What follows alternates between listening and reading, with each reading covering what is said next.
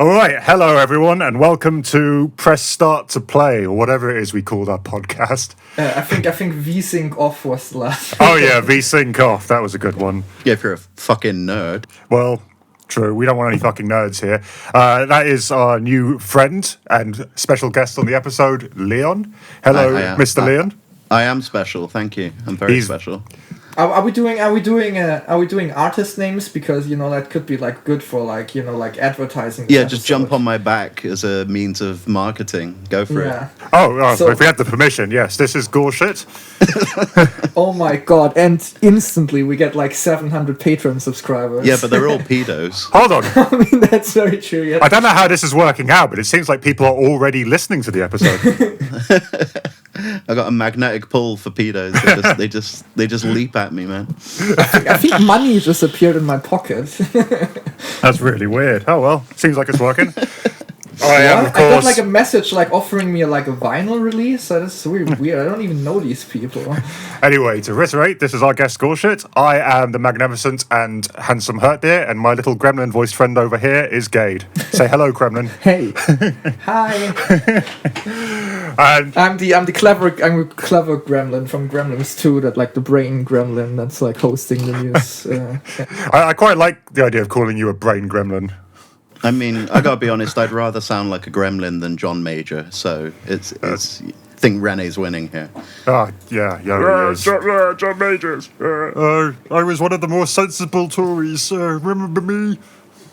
Yeah, I mean, last time we talked about The Last of Us 2, which, you may have heard at this point. I don't know if we ever released that episode and in what order, but... it depends on whether our studio engineer is going to get off his lazy ass and actually put it together. Whoever the fuck that is.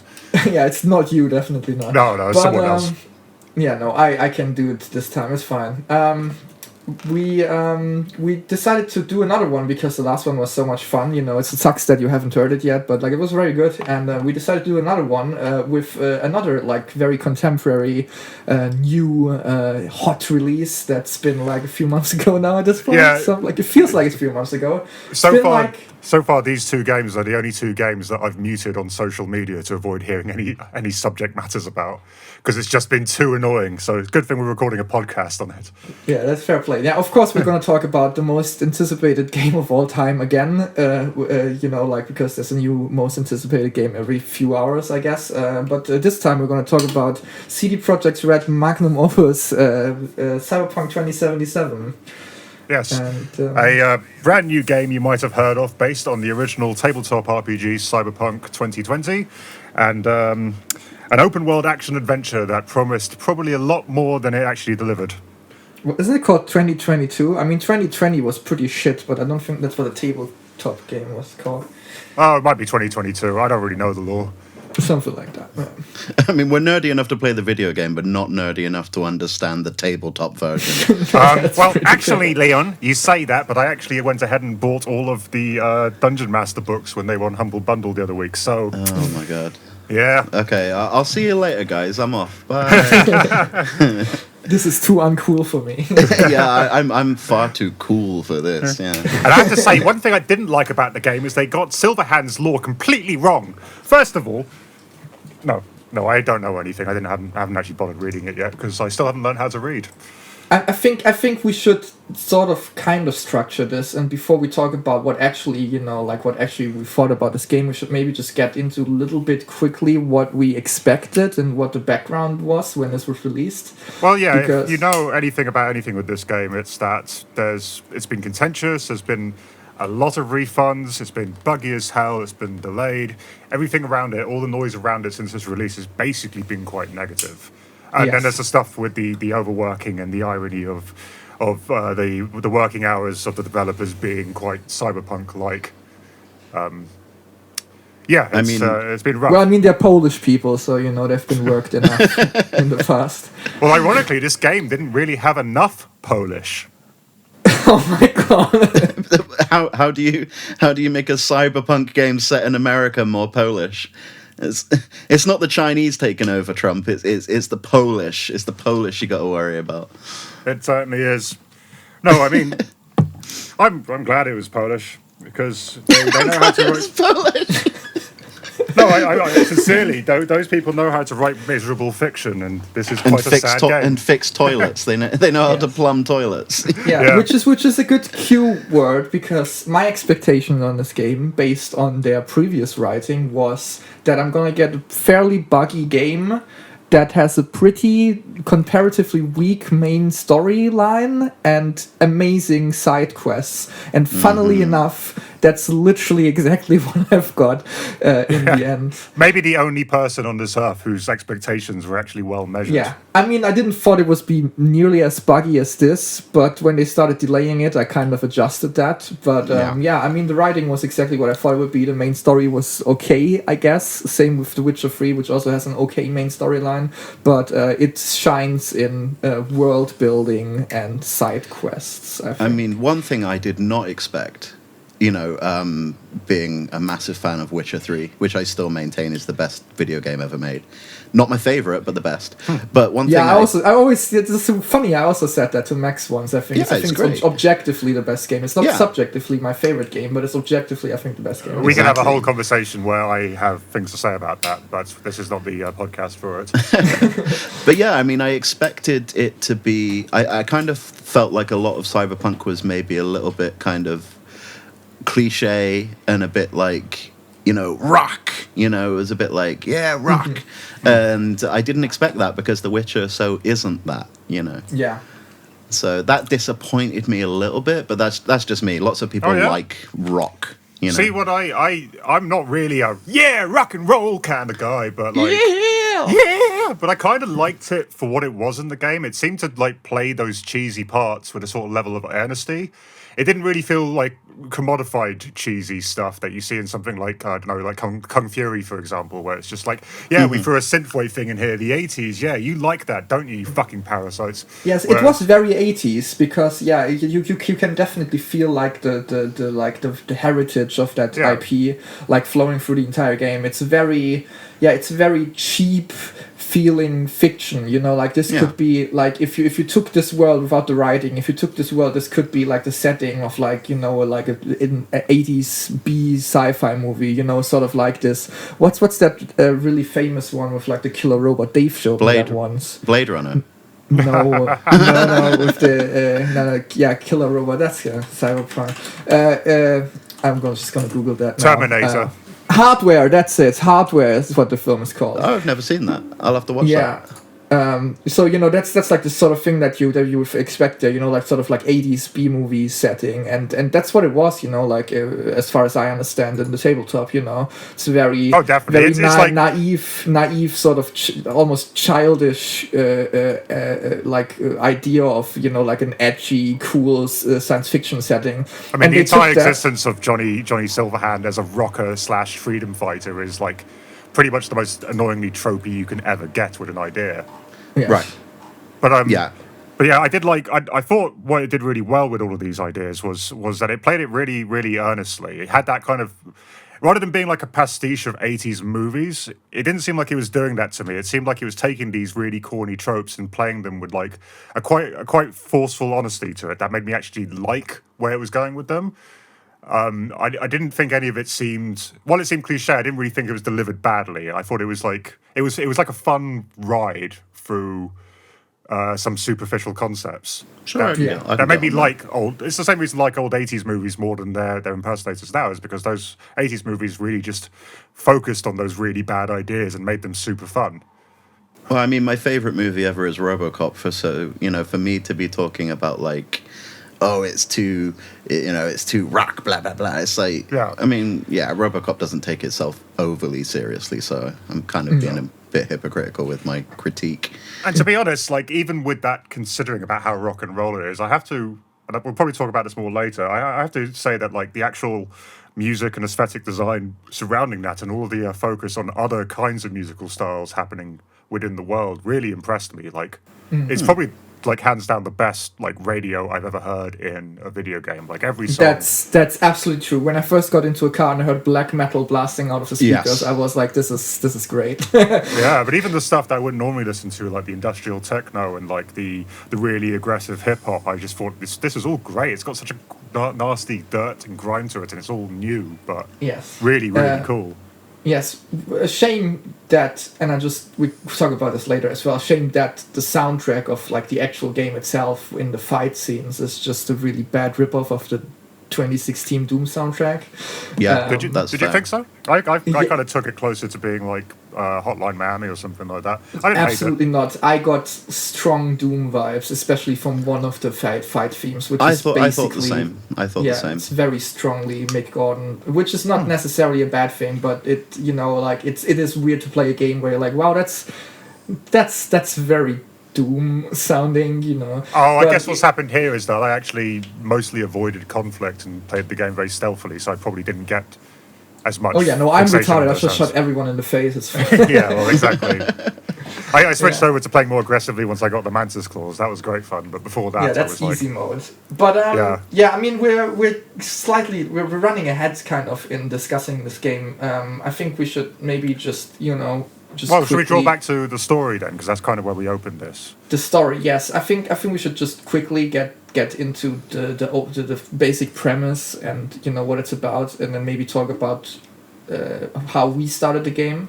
Okay, Because I- there's three different ways of starting this game. But I mean, Max, you tried to interrupt me, so you can just tell the premise of the game. Sorry, thank you. Well, yeah, you're right. We probably say what we started as. I was a street kid. I believe you were a corpo. Yes, Rene? I was a corporal. Yes, I And did think the we- same on my first playthrough. And what What, did you you do did what? afterwards? Afterwards, I went for Street Kid. Yeah, my girlfriend was a nomad, as was another friend of mine. It seems like it doesn't make a huge amount of difference what you pick, which is a bit sad. It gives you a few extra dialogue options, and I believe the nomads get an extra mission.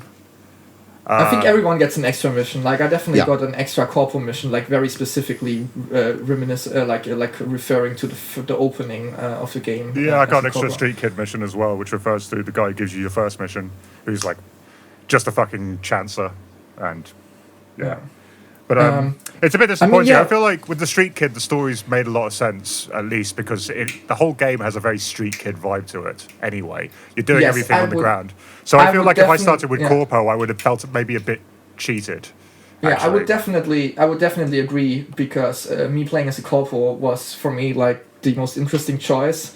But after the opening was done with, I found myself actually very like confused about having the option because it doesn't really make a lot of sense with where the character of the main character is going after that.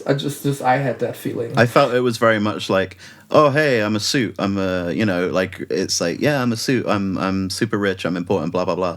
And then you watch a cutscene and suddenly you've done a 180. Yeah. I mean, that's something I noticed with a lot of the game, actually, especially on the first playthrough, was stuff would happen and I'd be like, who the fuck are you? What the fuck is this? Maybe I was being slow, but I felt like a lot of it was just kind of like thrown at you really quick without any kind of chance to absorb the background of why, Yes. Also situations where it doesn't really make sense for someone with a corporate background to react the way that V does when that Yeah. stuff happens. So I'm like, yeah, this is weird. It doesn't really seem integrated in the way that they promised. Yeah, it's a shame because it felt like quite exciting at the start where I had all these ideas in my head that it would mean like so much of a difference in terms of who you know, how much money you have, how many connections you have. I like the idea that, corpos would have tons of money and connections, but no like backup, where street kids would have nothing, but they'd have everyone on their side, or things like that. And it's a shame that it feels like a lot of things that become more apparent as you get near later the game, that there were these huge ideas they really wanted to throw in that they had to just get rid of because they weren't going to release the game in time. And I think especially the Corpo line is probably one of the ones that's been most affected by that. I mean, being honest, I thought a lot of it was kind of like, it wasn't so much that it was half-baked. It was more that I just expected more from certain things. I expected things to go more in detail than they did. It's like they made this huge deal about saving money to get cars and stuff like that. And then you buy the car and realize you can't choose the color, you can't tune it, you can't do anything with it. They're pretty much interchangeable. They're way too expensive as well. Like, you have to kill a lot of people to afford even a shitty car. Yes. And, maybe it's very cyberpunk, but it feels like the actual economy of being a mercenary is completely pointless. I felt get, like like- the. Oh, no, Well, you you- carry on. I said you get like what, like $2,000-3,000 for your first few really high stakes missions, and then your first car sale is like 19,000 for a shit like tiny piece of trash, and you're like, this can't be the best way to get money in the game, but it For is. sure. I mean, for me, the most frustrating thing about the money was crafting. I chose to do like crafting as like, that's how I'm going to get my weapons. That's how I'm going to get my gear. Yeah. The expense of the components was fucking insane. I mean, I'd be like, doing the hardest missions possible, grinding out shitloads of them over hours, and I've got enough to maybe do one upgrade. I just felt like that was even worse than the expense of the cars for me. Yeah. I also had that impression very much when I started my first run, which clothes. got cut short. Sorry? I was going to say and the clothes as well, but sorry, yeah, continue. No, it's true. Which when I started my first playthrough on PlayStation 4, which got cut short by just the version being unplayable, which I don't really want to get into, but and I switched to PC after noticing that, and because I had to replay like 50 hours of the campaign, I just gave myself like $9 million. Because like at that point I was like, I just want to see the story. I don't want to, I don't want to play in 50 hours of this game again. Yeah, I mean, I don't entirely blame you. Yeah, I just don't want to slave away at like this game again. So Making money was a pure grind. I wouldn't deny that. Well, it's Yeah. kind of I found it kind of odd because there was no effective to make money outside of the pre-scripted missions, except for like stealing people's guns and selling them, which is. No, I mean Pittance what at you best. I think what you're supposed to do is you have to do like all of the like crimes that you can find on the world I map. mean, I you know, did like- every single one. Every single one I saw, I would stop, Yeah. get out the car, kill everyone, get back in the car, go find the next one. I just did that over and over and over again. Yeah. Yeah, but anyway, not to bang on about glitches or bad things. To wind it back a bit, back to the story again, because I do want to say there is plenty of positive stuff I want to say about this game, and it's just Oh, We should maybe just unfortunately it quickly takes a while to get fucking- there. Yeah, I mean we should maybe just like really just quickly say what the game is about because we didn't talk for a Yeah, second exactly. about what the game is And about. that's what I'm getting at. So, the main story is you get into the heist of the century in order to make it big. The game loves talking about how everyone wants to be a legend in Night City, and that's basically the story. And what happens during this heist is you pick up a little you steal this shard that contains like a personality of someone who lived a long time ago, who's Johnny Silverhand. It gets damaged on the way at the heist as it inevitably goes titty fuck up, and you're forced to put the shard in your head. And then this shard, this person of Johnny Silverhand, starts the technology. It starts overwriting your own mind, and the rest of the game is trying to like keep V's identity to themselves and stop this Johnny Silverhand, played by Keanu Reeves, from totally taking over her body. But Johnny Silverhand's on your side and interacts and talks with you in the whole thing. And most of the story is just finding out what your options are until it converges onto a point where you come to the solution. And I gotta say, like this is one really positive thing I have to say about the story. I really like this angle that they went for. I really like this idea that your character's main goal in this game is to stay alive, to survive. Because I think that's something that's very unique and interesting compared to a lot of other games. There's games which actually have more expansive choices, like Skyrim, where they say, "Oh, be everyone, do anything you want," but the game always converges to a point of you being a chosen one, hero who saves the world. And it kind of feels like when that happens, that eviscerates any choice I made in between. Like, why did I become the master assassin and most evil person when at the end I was a hero? And I like this game doesn't have any biases about chosen ones. It still makes sure that you feel like you're just some other person in the city and that you're still pretty minor in terms of the things going on. And I like how the story doesn't raise you beyond that. The only thing it does is put you in a position where you have to survive. And I'm surprised games don't do that more often. That's kind of a very neat way to make a choice personal, and the choices you make in that game feel more grounded. I can agree with that, but ironically, despite this kind of notion of you're just somebody, the special things happening in your head, but not everyone's aware of that, I still felt like throughout the game I was less immersed as a character, and that there was less I don't know. I guess I felt like even though it seems open ended, there was kind of this angle that I was driving at, and I don't know. It's Yeah, I mean that's the flip side of what I was saying. Unfortunately, it took this concept, this story concept, which would be really great for open-endedness, and then force you to basically play as quite a restricted character. Yeah. Because V is V, whether you're playing male, female, or trans, or they, them, V. It doesn't matter. It's always that's the person they are.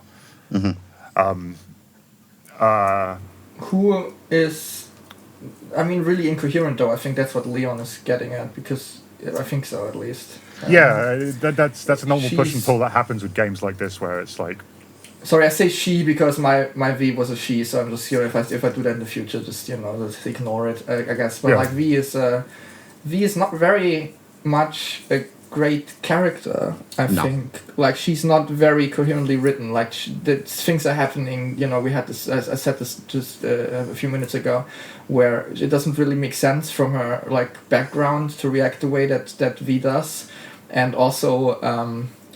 Yeah, I don't know. It's just a weird character, and V's main motivation at the beginning of the game, before all the the reason why V wants to do the heist, is that V wants to become the legend of Night City, and I didn't clock this for the longest time, but like at the end, I really realized that basically V is an idiot. Like it is such a childish, stupid thing to work towards, and like throughout the game it's just like, I want to become the Night City legend, and you talk about this with your friend at the beginning, with your Spanish friend. I forgot the name. Jackie, yes. You talk about it with Jackie, and all you want is you want your own cocktail in the most infamous bar in the city, named after yourself, and it's just like it is a nice sort of like likable thing, but like if you like break it apart and take it in the context of what this world is like and how serious everything else is, really, V is just kind of stupid. I mean, and, I was including that in my my thought that it was all a bit rock. It was all like legend, rock, kill, death, victory. Yeah. Yeah, and I agree with like it is something to keep in mind when you wanna pick up this game, that it's all the cool, neat writing things happen outside of what's going on with V and how V reacts to the world and interacts with the world. At least in my opinion. I mean, yeah, there's a huge dichotomy of that. I will quickly add that I probably fared better with the whole V is stupid angle, because I consciously went into the game thinking I wanted to play her as a hot-blooded idiot. I always wanted her to make the dumb decisions, and I thought the game was more fun knowing that I came in with that. But like, there is an interesting push and pull going on with the stories, because all those side missions are, and we'll get to that, they're all really well written, and where like the meat of what makes this game great really is. But they're like they're so opposite to like what's going on with the main story. The main story is like, you're gonna die, you need to hurry up, this thing's taken over your mind. But take your time and do the side missions. Yeah, like everyone talks to you, and I thought at the start you would run out of time for stuff, because everyone's like, don't make me wait, or I don't like people being late, and it sounds like they don't actually give a shit. Yeah. But then all the side missions, like, clearly, they even ask you sometimes to wait a few days to get a phone call back, and things like that. And I'm dying. I haven't got days. Yeah, but you do. Yeah. It's so weird, but I don't know. It's like, for me, there's like a really good concept for a game story in there that could be better applied to a game that kind of went down the Majora's Mask formula of being set in like a couple of days, where you had to make these decisions before you died. But instead, we got an open-ended game that's constantly shouting at you to hurry up, and but also wants you to explore all of it to its fullest potential. It feels like a little badly thought out, and it's kind of a shame. Yeah, I mean, this is just a symptom of being a video game. I think like this exact thing happens in so many video games that are just grown like deaf to it. I think I don't even notice this stuff anymore, because it's like most games you play has like a really weird disconnect between what the story is and how you can play it. The same in like GTA, if like basically you play one mission and there's like a sort of cliffhanger at that mission of somebody getting injured, and then if you choose to do like 400 hours of driving around in a sports car, then you can do that and just go back to the story whenever you please. I think it's a genuine problem, though. I don't think games have to be that way, and often I think it's like No. just lazy writing that ends that way, which is a shame because for the most part, this game isn't lazy writing. I don't think this game needed to portray itself as so open-ended and RPG and all that shit. Like Skyrim, I consider that like super open-ended, super open world. Grand Theft Auto to an extent. But this, I felt like, yeah, it could have been set in like you've got a certain amount of time because even though they wanted the whole open world thing, it wasn't. I didn't feel like it was open-ended in any way. Like, especially once I got to the end, I felt like, oh, this is a linear-ass story, you know? Even though I could wander around and do bullshit for however many hours, I still felt like this isn't an open-ended game. Yes, the current iteration of the open world would have definitely been better if you had more restrictions, you know? Because, like, as it is right now, you notice very much that there's not much going on. Unfortunately, other than, you know, like the standard 2021 open world map with 100 of markers that are completely irrelevant, which is a shame. You know, I mean, I guess it's content and it's cool for people who want to kill people, but I ignore, like, you know, markers like that completely, and I just go for like bigger missions. The structure of it reminded me more of an MMO, like, than... You know, the Witcher, I felt like I was stumbling into shit, and it was like, oh, here's a new thing, here's a living world, you know. With Cyberpunk, I felt like I was going around, and it felt like scripted sequences, you know, like going and fighting some people that were fighting the police, and then you get rewarded for killing the people fighting the police or whatever. It felt very copy-paste in the whole, like, fetch quest kind of way. That was a disappointment for me. I mean, I enjoyed playing it, but I did have to adjust my view of it and kind of see it as a grindy, almost MMO style RPG.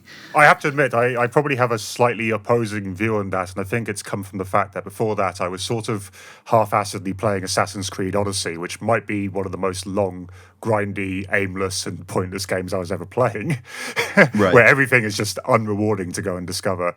I don't know why I do that. I have a sort of masochistic fascination with games that are bad, but and that series. But like coming out of that and coming into Cyberpunk, I actually felt more rewarded by the shit it was showing me. Not really so much the police battles and stuff, which were a bit gank. But a lot of the side missions ended up exploding into these really interesting dialogues and conversations out of nowhere, which I quite enjoyed. And at least like a good 75% of them had something going on in that mission that made it feel like there was some effort put in. Maybe it was a bit more scripted, but it didn't feel so like pointlessly scripted. Sure. Like going into a base and stealing something for the 100th time. Right. I mean, I wanted more Delamain. When it came to side missions, I wanted more Delamain. Delamain was, like, to me, the best part of the whole thing, story-wise. And I don't know, there was something I really dug about that. Like, I would hard disagree with that, but... you were the one who told me to go do that, Rene. No, I mean, like, about it being the best part of the game. Oh, yeah, like, it is a very fun thing, but I think there's a few missions that are way better than that. Yeah, I think you and me have the same opinion on what the best one is, actually, Rene. It's do cinema, tell. right? Does it have something to do with a Hollywood movie production? Yeah, it does. It's the cinema. Oh, one. yeah, that one's cool. That is, yeah, it is the best mission. We're going to talk about that later, in my opinion. But yeah, I mean... Sorry, let me propose this one, the cattle farm. Oh, I love that. I don't Yeah. think you did, Rene, but I was with you. That was my second favourite mission, actually. It was fucking... I don't know, it proper managed to disturb me in a way that I generally don't get. I'm a kid who grew up being goat-seed regularly on the internet, so I don't really get shaken by stuff. But, like, that one really made me feel, like, a little ill. Yeah. All right, let's just fucking talk about it then. I mean, in this mission you get hired by a ex-police officer who is a brother or cousin. I don't know if you know. Who is it? Like, or it's a nephew, isn't shit. it? Nephew. Nephew, yes, Yeah. nephew Yes. gets kidnapped, and the premise is, like, he got kidnapped. I need help to find him, and it turns out that the person who kidnapped him most likely is a well-known serial killer known as Peter Pan, but you cannot question Peter Pan because he's in a coma. So what you're trying to do is kind of record his dreams and pick up clues from his dreams. So, to be clear, there's this technology called Braindance, which is maps I was gonna go into that. people's now. minds, so you can see people's dreams. Sorry, I thought. Yeah, no, it is. And brain dances are basically stolen from the film Strange Days, where you can record, like everything you see and hear and smell and shit like that, and then just replay it, or give someone else to replay it. And in the world of cyberpunk, that gets used to, obviously, porn, like 4D porn, basically, and also like even darker, which I found was pretty fucking dark, snuff movies and shit like that. And how that is woven into gameplay, you might have seen the gameplay trailer of it, is you get to like float around the scenery and look around the room and like scan different things. I thought it was kind of neat because I liked that kind of detective-y shite from Arkham City. No, and stuff. I think it was good, but it is always like, it is just like a massive like momentum like slow down in the game. And in that mission that we're talking about right now, the cattle farm, I think it was particularly bad because the sequence where you decipher shit is way too long and the gameplay is way too like non-challenging, because you don't really have to think, because everything you have to scan just gets marked for you like with a yellow shine, so it's just waiting for lines to happen, which I don't really like. But yeah, I mean, you get to like decipher the dreams and look around, and then you can piece that together to find the nephew. And the stuff that gets shown in this mission is it's surprising for me that video games, AAA video games, put it that way, went to that direction.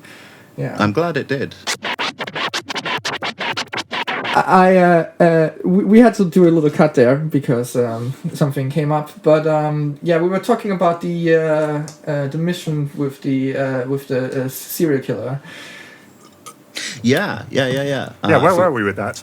We just went into what the brain dance mechanic is, and then I had something to say about that actually. Like, yes. So when you do the brain dance tutorial, I got the impression that there was going to be some like crazy fucking Matrix kind of like hunt down the code, like super involved thing, and really it just unravels for you, and then you have to rewind it like, oh, you should have looked there. And I just felt, and I was playing on hardest, you know what I mean? So I was like, what? Yeah, nothing's happening. Yeah, and I realized that all of the brain dances I did were just kind of like basically cutscenes.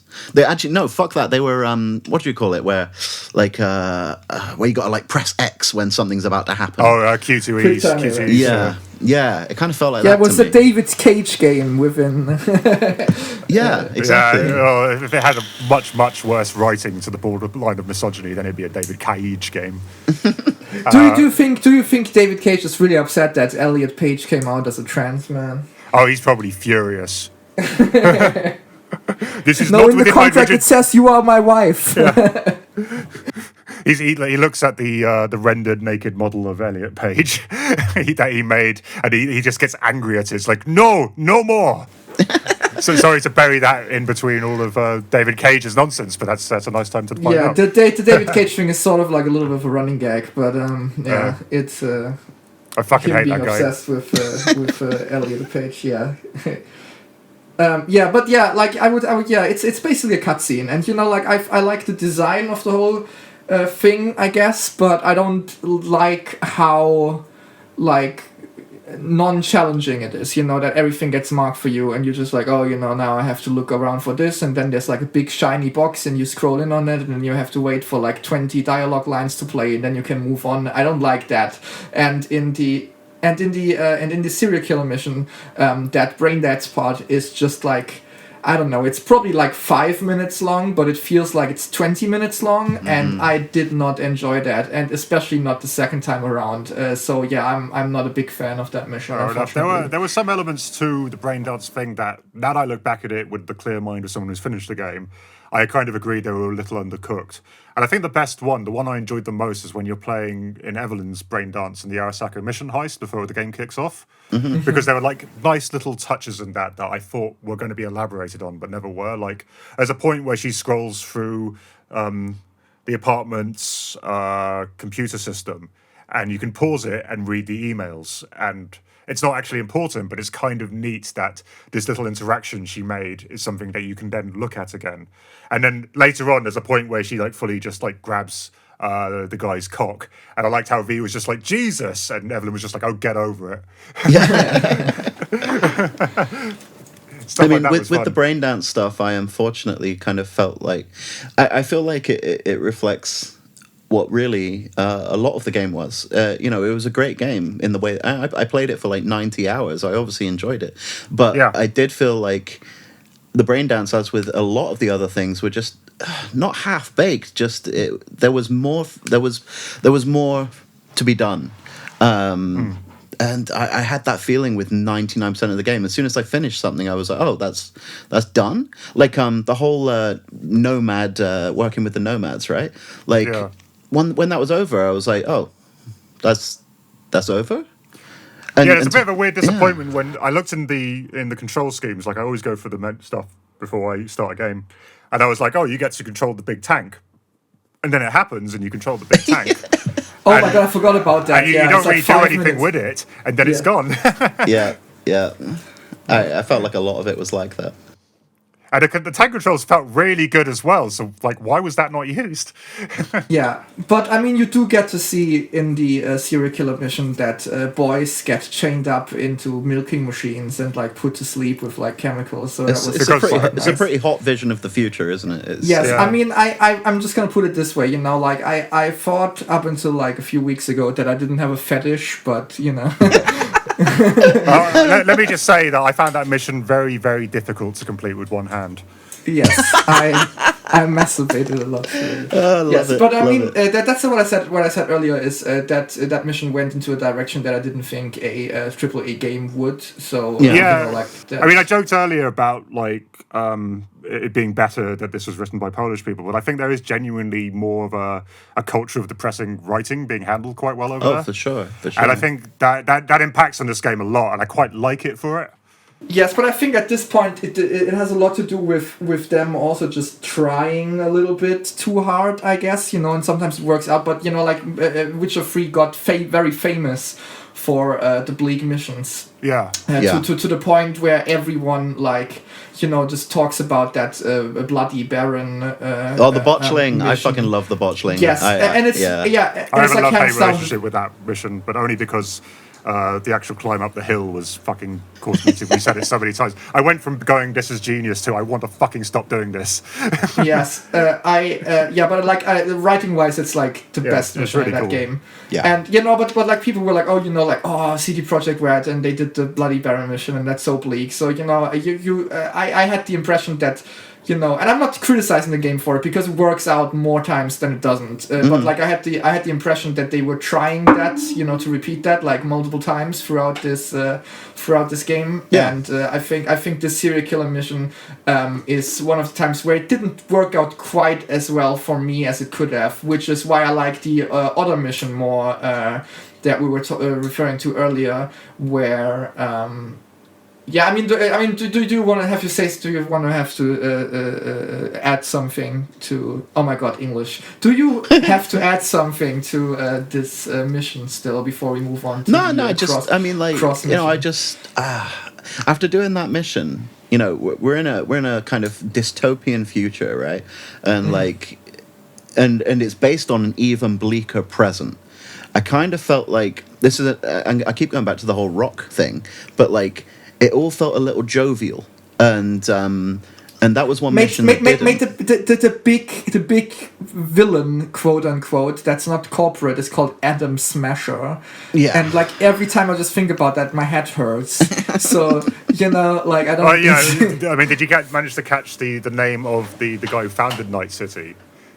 Richard Knight. Yeah, Richard Knight. That really made me laugh. But then I realised Adam Smasher and Richard Knight and Johnny Silverhand, these are all handovers from the tabletop, which was written in the Yeah, 70s, but, like, 80s or something. I'm sorry, but like Silverhand kind of makes sense because of his prosthetic. Yeah. Yeah. And Richard Knight is not nearly as bad as Adam Smasher. I'm No, sorry. Adam Smasher was terrible. Yeah, they're all bad, but they're just hangovers, is how I'm excusing them. It's like, fuck it. It's like the game being called Cyberpunk in the first place. It's like, yeah, okay. I think I just wanted more bleak. I really wanted more bleak. Like, I mean, all of I the, liked the bleak. all of a the lot. cyberpunk kind of media that I'm into is pretty fucking bleak, and I wanted that. You know, I really wanted something dark and gritty, but I felt like it kind of got the pink and green vaporwave treatment in a lot of areas. You know, the kind of Macintosh Plus treatment. I don't know. Maybe I'm wrong about that, but yeah. I don't know. Maybe again because I came playing from Assassin's Creed Odyssey, it did seem deeper and more enthralling to me. I don't know. It didn't seem so bad.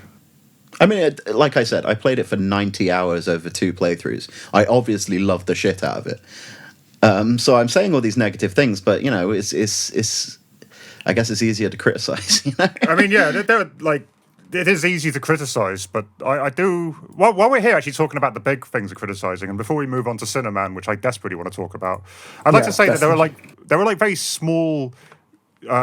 Passive, very inconsequential things of this game that I think actually do the cyberpunk thing incredibly well.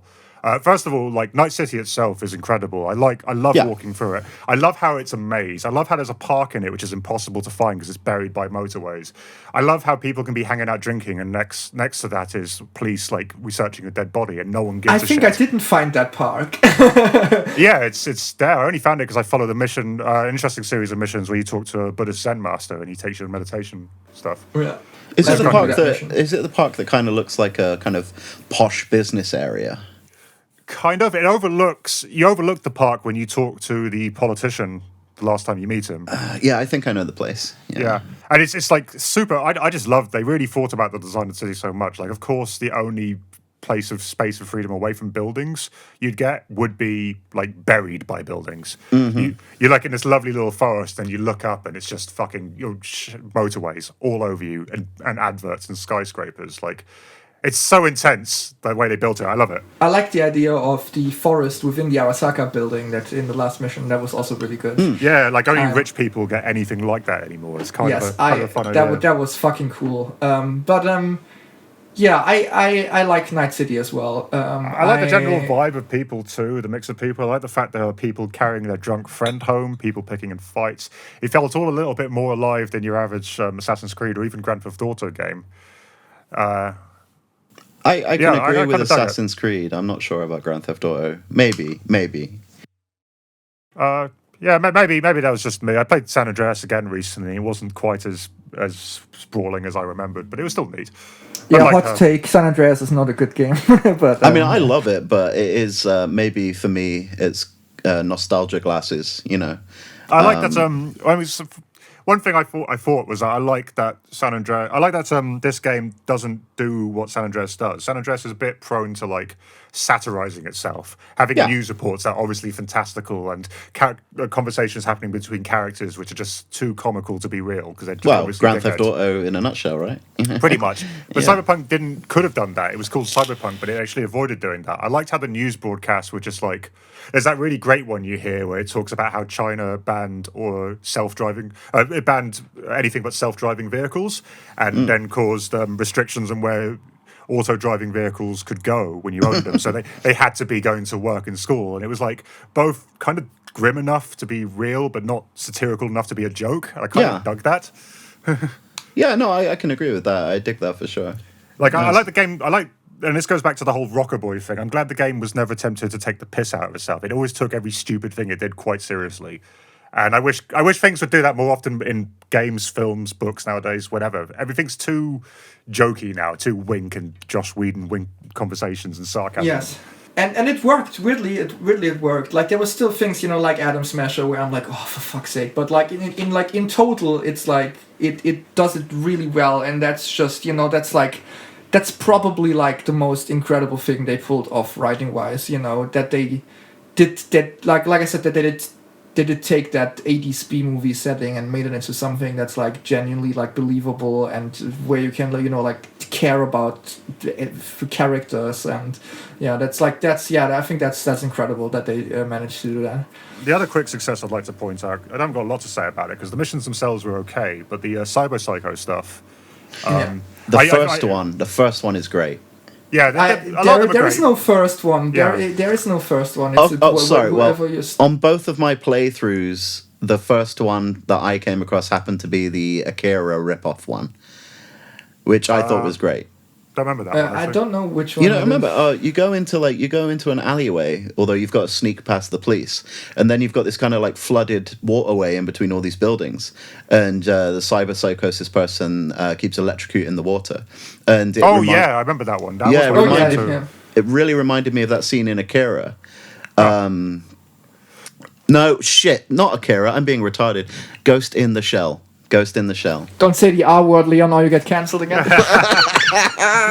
No more music games for you. The thing I really liked about those missions more than anything is not only are you encouraged to keep them alive, but there's like a big if you get into reading the shards around them and why they did that, there's a big emphasis in pointing out that these fractions of mental illness didn't happen in a vacuum. These aren't just crazy people for you to kill like a lazier video game would do. These are people who've actually gone through some real shit and just snapped. And every time there was a lot of writing to emphasize that what caused them to snap was real and material, and it wasn't just they're crazy. And I really appreciated that because games don't often make that point with mental illness. Yes, I have something to say about that because one of the bugs that I had on PlayStation 4 is one that ruined like probably the best Cyber Psycho for me, which is the one on the beach. Oh, I was just about to say that one was a great one.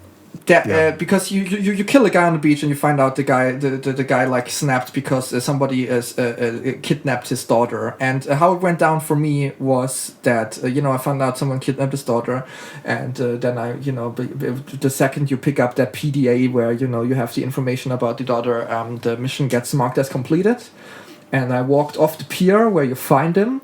And tried to get back on the street, didn't find a way back on the street, walked back to the pier and saw a van under the pier, and in that van you find the corpse of his daughter, which you can probably piece together that he snapped now because he knew that his daughter was dead and not kidnapped. And when I found his daughter, the quest marker for the mission went active again and was like, please kill the guy, and then I couldn't finish that mission like in the quest marker. Sure. And I had to carry that quest marker around with me for hours of the game. And that's a minor thing, but like it was like, oh, this is so annoying, and like instead of the impact of I would have found that corpse naturally without the game being like go to the van,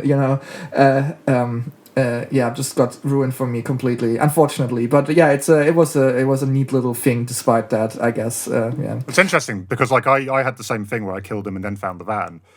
And then it triggered me to look into the van, but then I didn't get the quest marker again.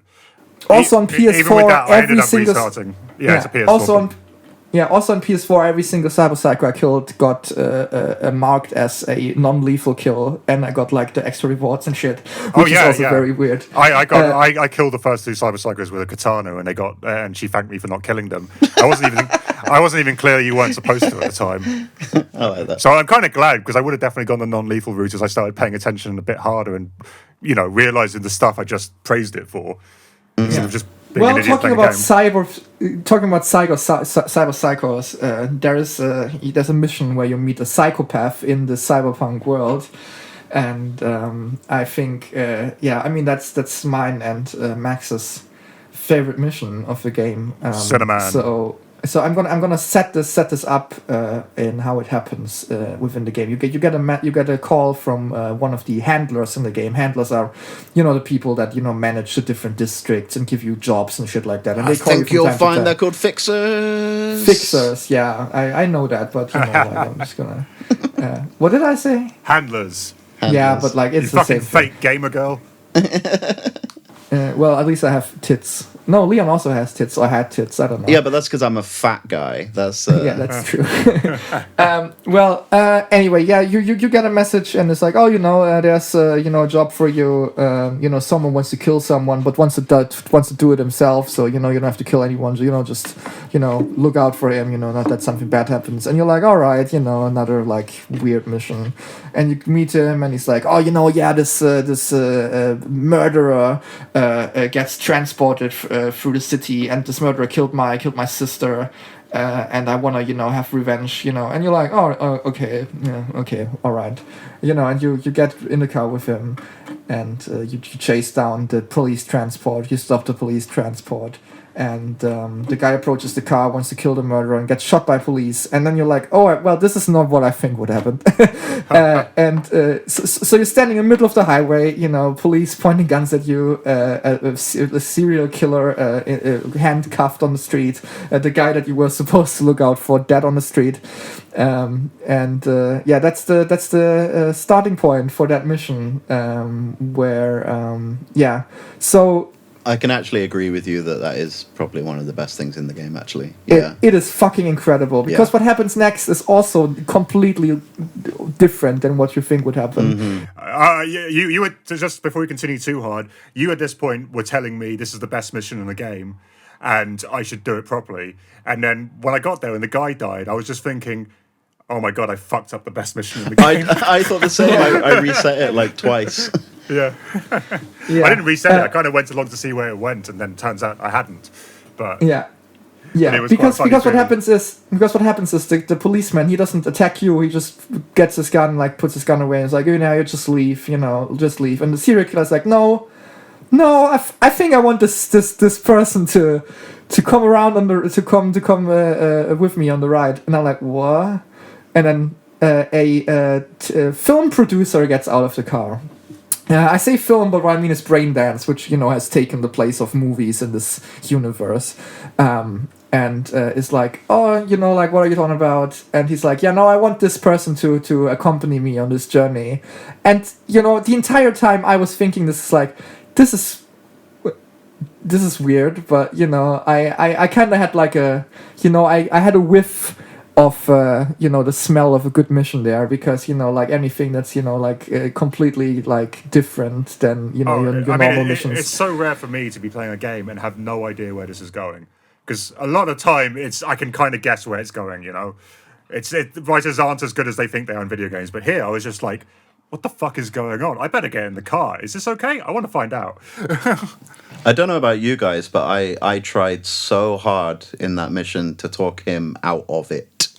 No, yeah, we're gonna talk about that in a second, but first we should get into what it is, because it turns out that the serial killer, I forgot his name, just let's call him Sutcliffe,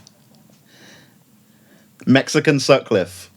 I think we need a snappier name. Let's go with Ellen. Alan, yeah. No, let's go with John. Yeah, let's go with John. Okay, yeah, John. So John, like normal name. John is a serial killer that got a little bit of a change of mind, let's say, in prison, and he was on death row, and he found God basically.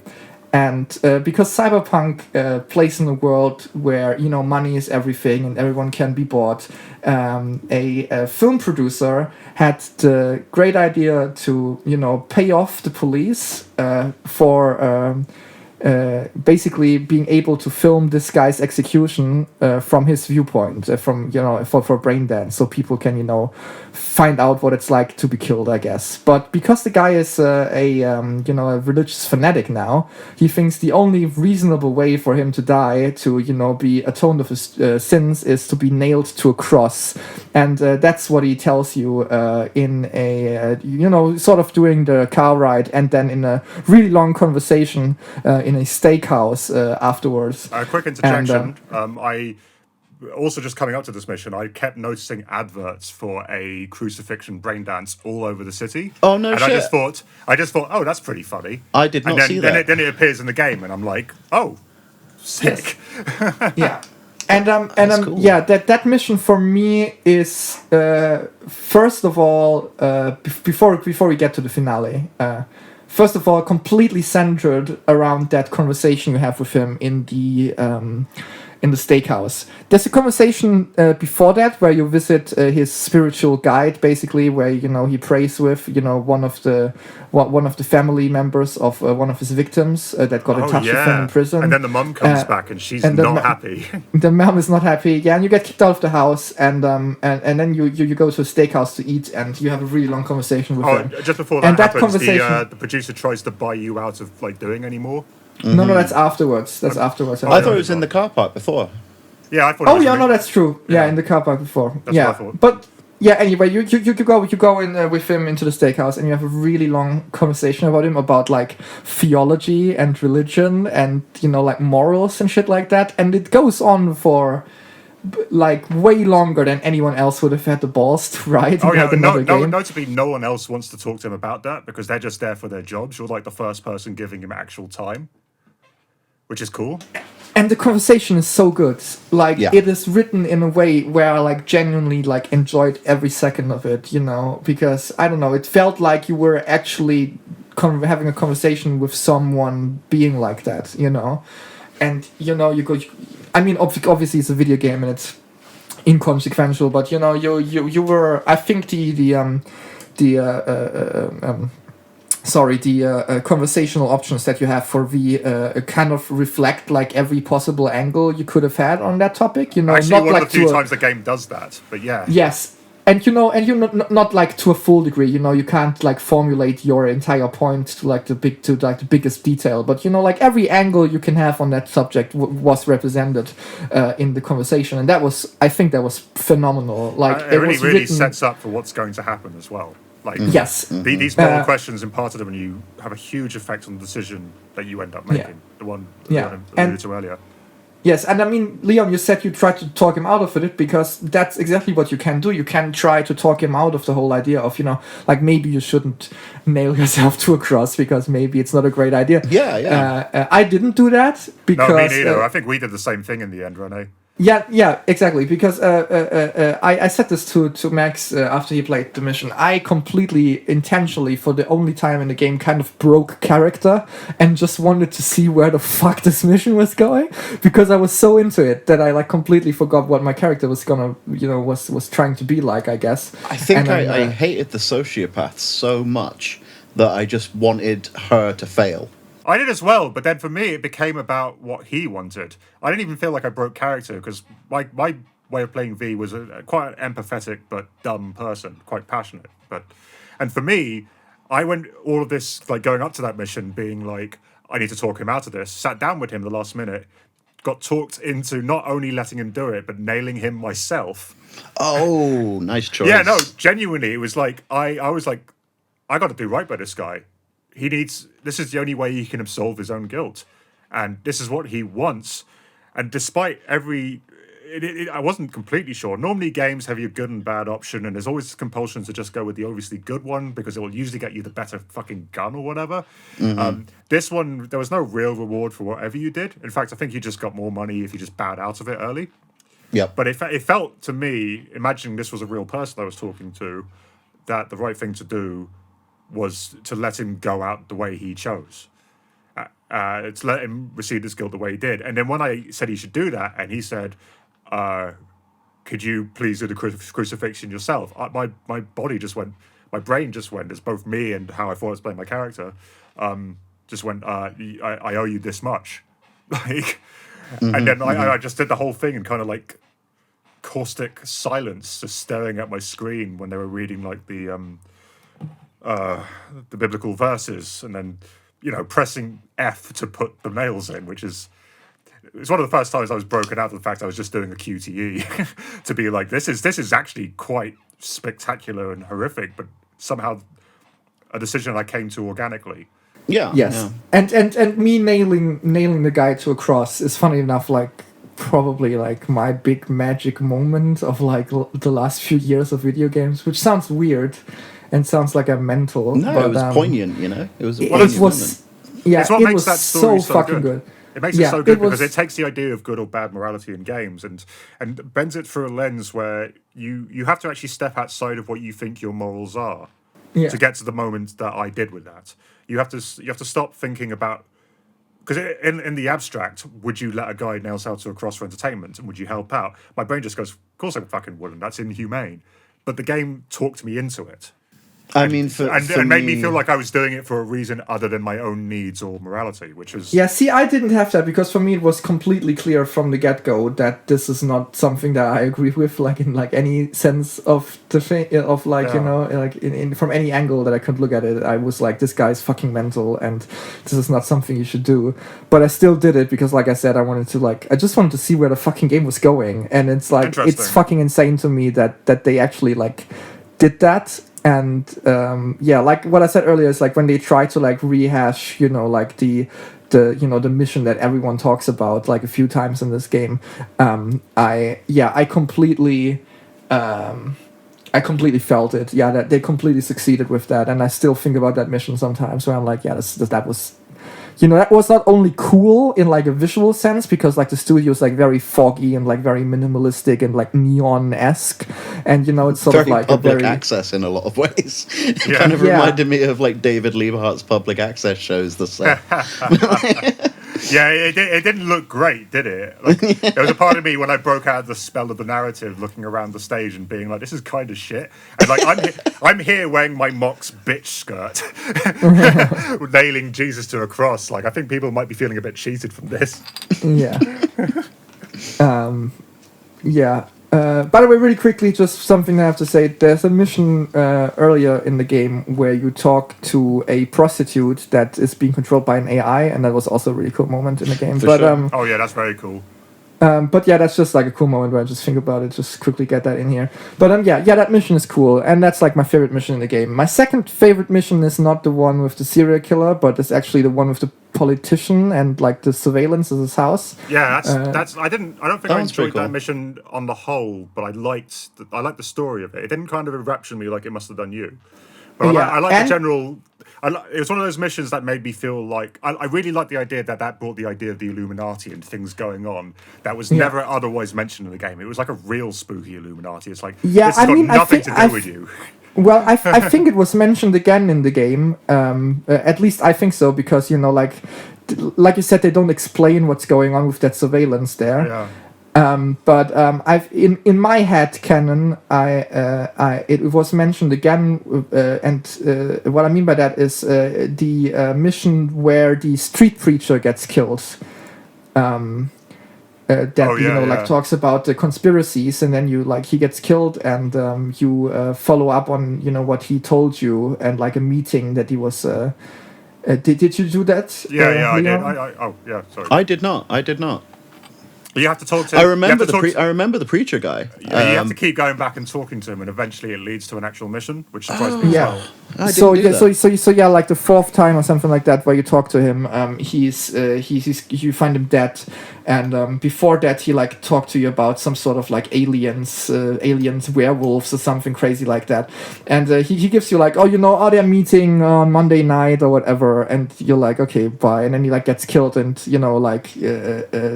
another street preacher goes there and says, he had the right idea, maybe you should investigate that.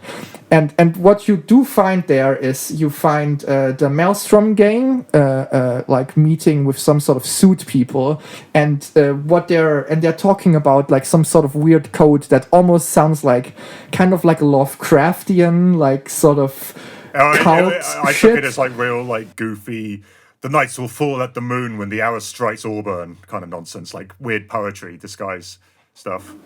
Yeah, so I didn't get that. I got like a real like sort of like, there's something really weird going on in the city as well, but like that's just me probably just looking for Lovecraftian elements because I'm a little like addict for that sort of shit. For sure. But in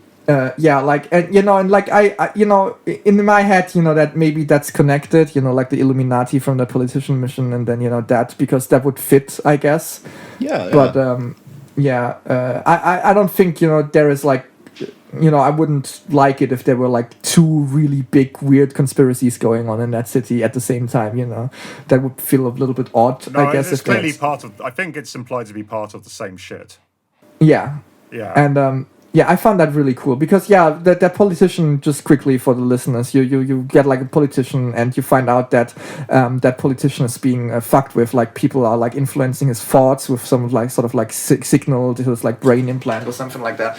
And once you find that out, some like mysterious man calls you and it's like, like you're going too far in a direction you don't want to go in, like I wouldn't do this, and and that's like implied that there's some sort of weird conspiracy, but like the game never talks about that again, which I found to be like disappointing at first, but then I actually quite liked it because it's like a sort of like how do you say, like a sort of mystery that games don't really do anymore. Yeah, where I mean, like I've talked about this before, and even earlier on in this podcast, that I really like it when games put the effort in to make you not feel like everything's rolling around you. Yeah. I really think it's really cool when shit's happening in the world that would be happening anyway. On a macro level as well, I like the Hitman games. I like the fact that you're like a guy who gets thrown into a sandbox that would be doing fine without you. But on a bigger open world level, I like it. I hate it about games like Assassin's Creed and Skyrim, where everything is ultimately about who you are. Yeah. And your influence on it. And I like it when this game shines, when you're just like a small cog, just tapping into things that you have no business tapping into, and you get thrust out of it because it's nothing to do with you. Because it makes the world of Cyberpunk feel genuine. Because That that's makes how sense. the world is. I can agree with that. And I like that a lot. One mission. Okay. Sorry, if we talked about the... I don't remember if we mentioned the Android pop star missions. Oh, the one voiced by Grimes, Lily. Yeah. Yeah, those were really cool. Yeah, I thought that was pretty good. That's another mission that just sort of goes away and leaves you on a bit of a like, what the fuck's going to happen now angle that I really liked. Mm-hmm. Her whole like shift of personality was kind of cool. That was awesome. Yeah, see, I didn't... Lizzie Wizzy, not Lily. Yeah, there we go. Yeah, Lizzie Wizzy. Lizzie Wizzy! I didn't like that mission in the sense that... Okay, so one of the first trailers of the game, you see Lizzie Wizzy on like a red carpet, and surrounded by paparazzis and like a cutscene. I never noticed that. Yes, and in that when I saw that, I thought that the game would be a little bit more expansive than it actually turned out to be. That you would get to be in like interact with celebrities more. And also be like. Maybe in like a TV studio, not in like as like an interviewee or whatever, but maybe like you would interact with like more like of the higher echelons of the people, and the game didn't really do that, which and I found that a little bit disappointing because that's something that I like. It's one of the few things that I thought the game would be doing, and I was like, oh that's cool. You get to interact with like all kinds of people, and you do kind of, but not really. You're like a mission for a politician, and you do a mission for a rock star, and that's it. So you do more than one mission for the rock star. He's like a whole romantic angle. No, I mean with Lizzie Wizzy. Oh right, sorry. Okay, yeah, sorry. Yeah, and I was thinking of Eurodyne. Yeah, and that's like the only celebrity really that you have more to do with than just like you're grazing his presence. So the Lizzie Wizzy mission was really short. I think I just liked her nonchalant attitude to the whole thing. I think it just made me chuckle a bit, It's because what the mission is about is that you find out that she basically killed her manager and boyfriend. Yeah. And she was like... I love that just dump... sorry. She doesn't immediately do that. That's not how it starts. She thinks he's cheating on her, and then you find out that what he's actually doing is he tries to like also manipulate her brain with like, what is it? He wants to like he wants to copy her personality and like make some changes to it, and then basically like put the modified personality in her to like make her more obedient and more cool and more likable or whatever, and. then she kills him. But yeah, like all that happens within like 5 minutes, and it's like, I just love this is a that bit- when you get rid of the body, you literally dump it outside the front door. You know, like, get rid of it. I don't want to see it. All right, Oh, no, I didn't I'll do put it in that. your trash. You know. Oh yeah, no, you put it in the trash canister just around the corner. Yeah, it's literally across the hall. Like I love the fact that the Lovin, not the Lovin, that's a real place here in Bristol. Fuck no, the what's it called? You go there when you meet with the guy at the start. Yeah, as well. I've forgotten the name, but yeah. The No-Tell Motel. Sorry, the No-Tell Motel. Yes. I love the setup of the No-Tell Motel just being this real private place that's like set up for like awful shit. It's got a body dump mechanism right round the corner of the rooms. Like that pretty shit's good. just ugly, man. It's got the Oh, yeah, I whole didn't same pick thing up as like on that. Japanese That's sex actually, yeah. hotels where you don't actually get to see the receptionist, but it's about murder and crime instead of that. Yeah, it's neat. Yeah, I like that. It was cool. There was another one I wanted. Oh yeah, talking about like slightly surreal stuff. I mentioned it a bit earlier. I think this is the only time in the game where the game actually like delves into mysterious, surreal shit. And Okay. it's the Buddhist Zen master. And as far as I've talked to, I don't think anyone else has seen him. Yeah, I haven't done that mission. Definitely. No, wait, Buddhist Zen Master. You No, find him I- in the you meet him like 4 times, and all he does is he puts a brain dance on you. He says, "Pay me whatever you feel like paying." So you're like, I pay him didn't do nothing. that. No. You pay him nothing, or you give him like increasing values of 100 eddies, which is the in-game currency, and he sends you on like just quick meditations where you're in a beautiful forest and looking over the earth, or under Oh some shit! other Is, things. is that the dude that is in your phone as? No, he's never in your phone. No, if you play as a corpo, you get phoned up by like a guru Buddhist therapist guy, and he's in your phone book, and you can call him up. And I think I tried to call him a bunch of times, and he never actually replied to me. Well, but, like, I don't think yeah. that's him because Okay. there's a reason I was going to for that one, which is quite interesting. Yeah, I was also wondering why that's in the game. You talk to him for like 30 seconds at the very beginning, and then that Yeah, contact yeah, is just you in never your phone speak for to the him. rest of the No, game. the and, like, interesting you thing can't about do this guy is anything you with count it. him 4 times, and every time you take the brain dance off, he disappears. He's just gone. And you're like, oh, okay. And then the last time you meet him, you go on his little meditation, and you woke up and he's like, oh, he's gone again. And Johnny's sitting next to you.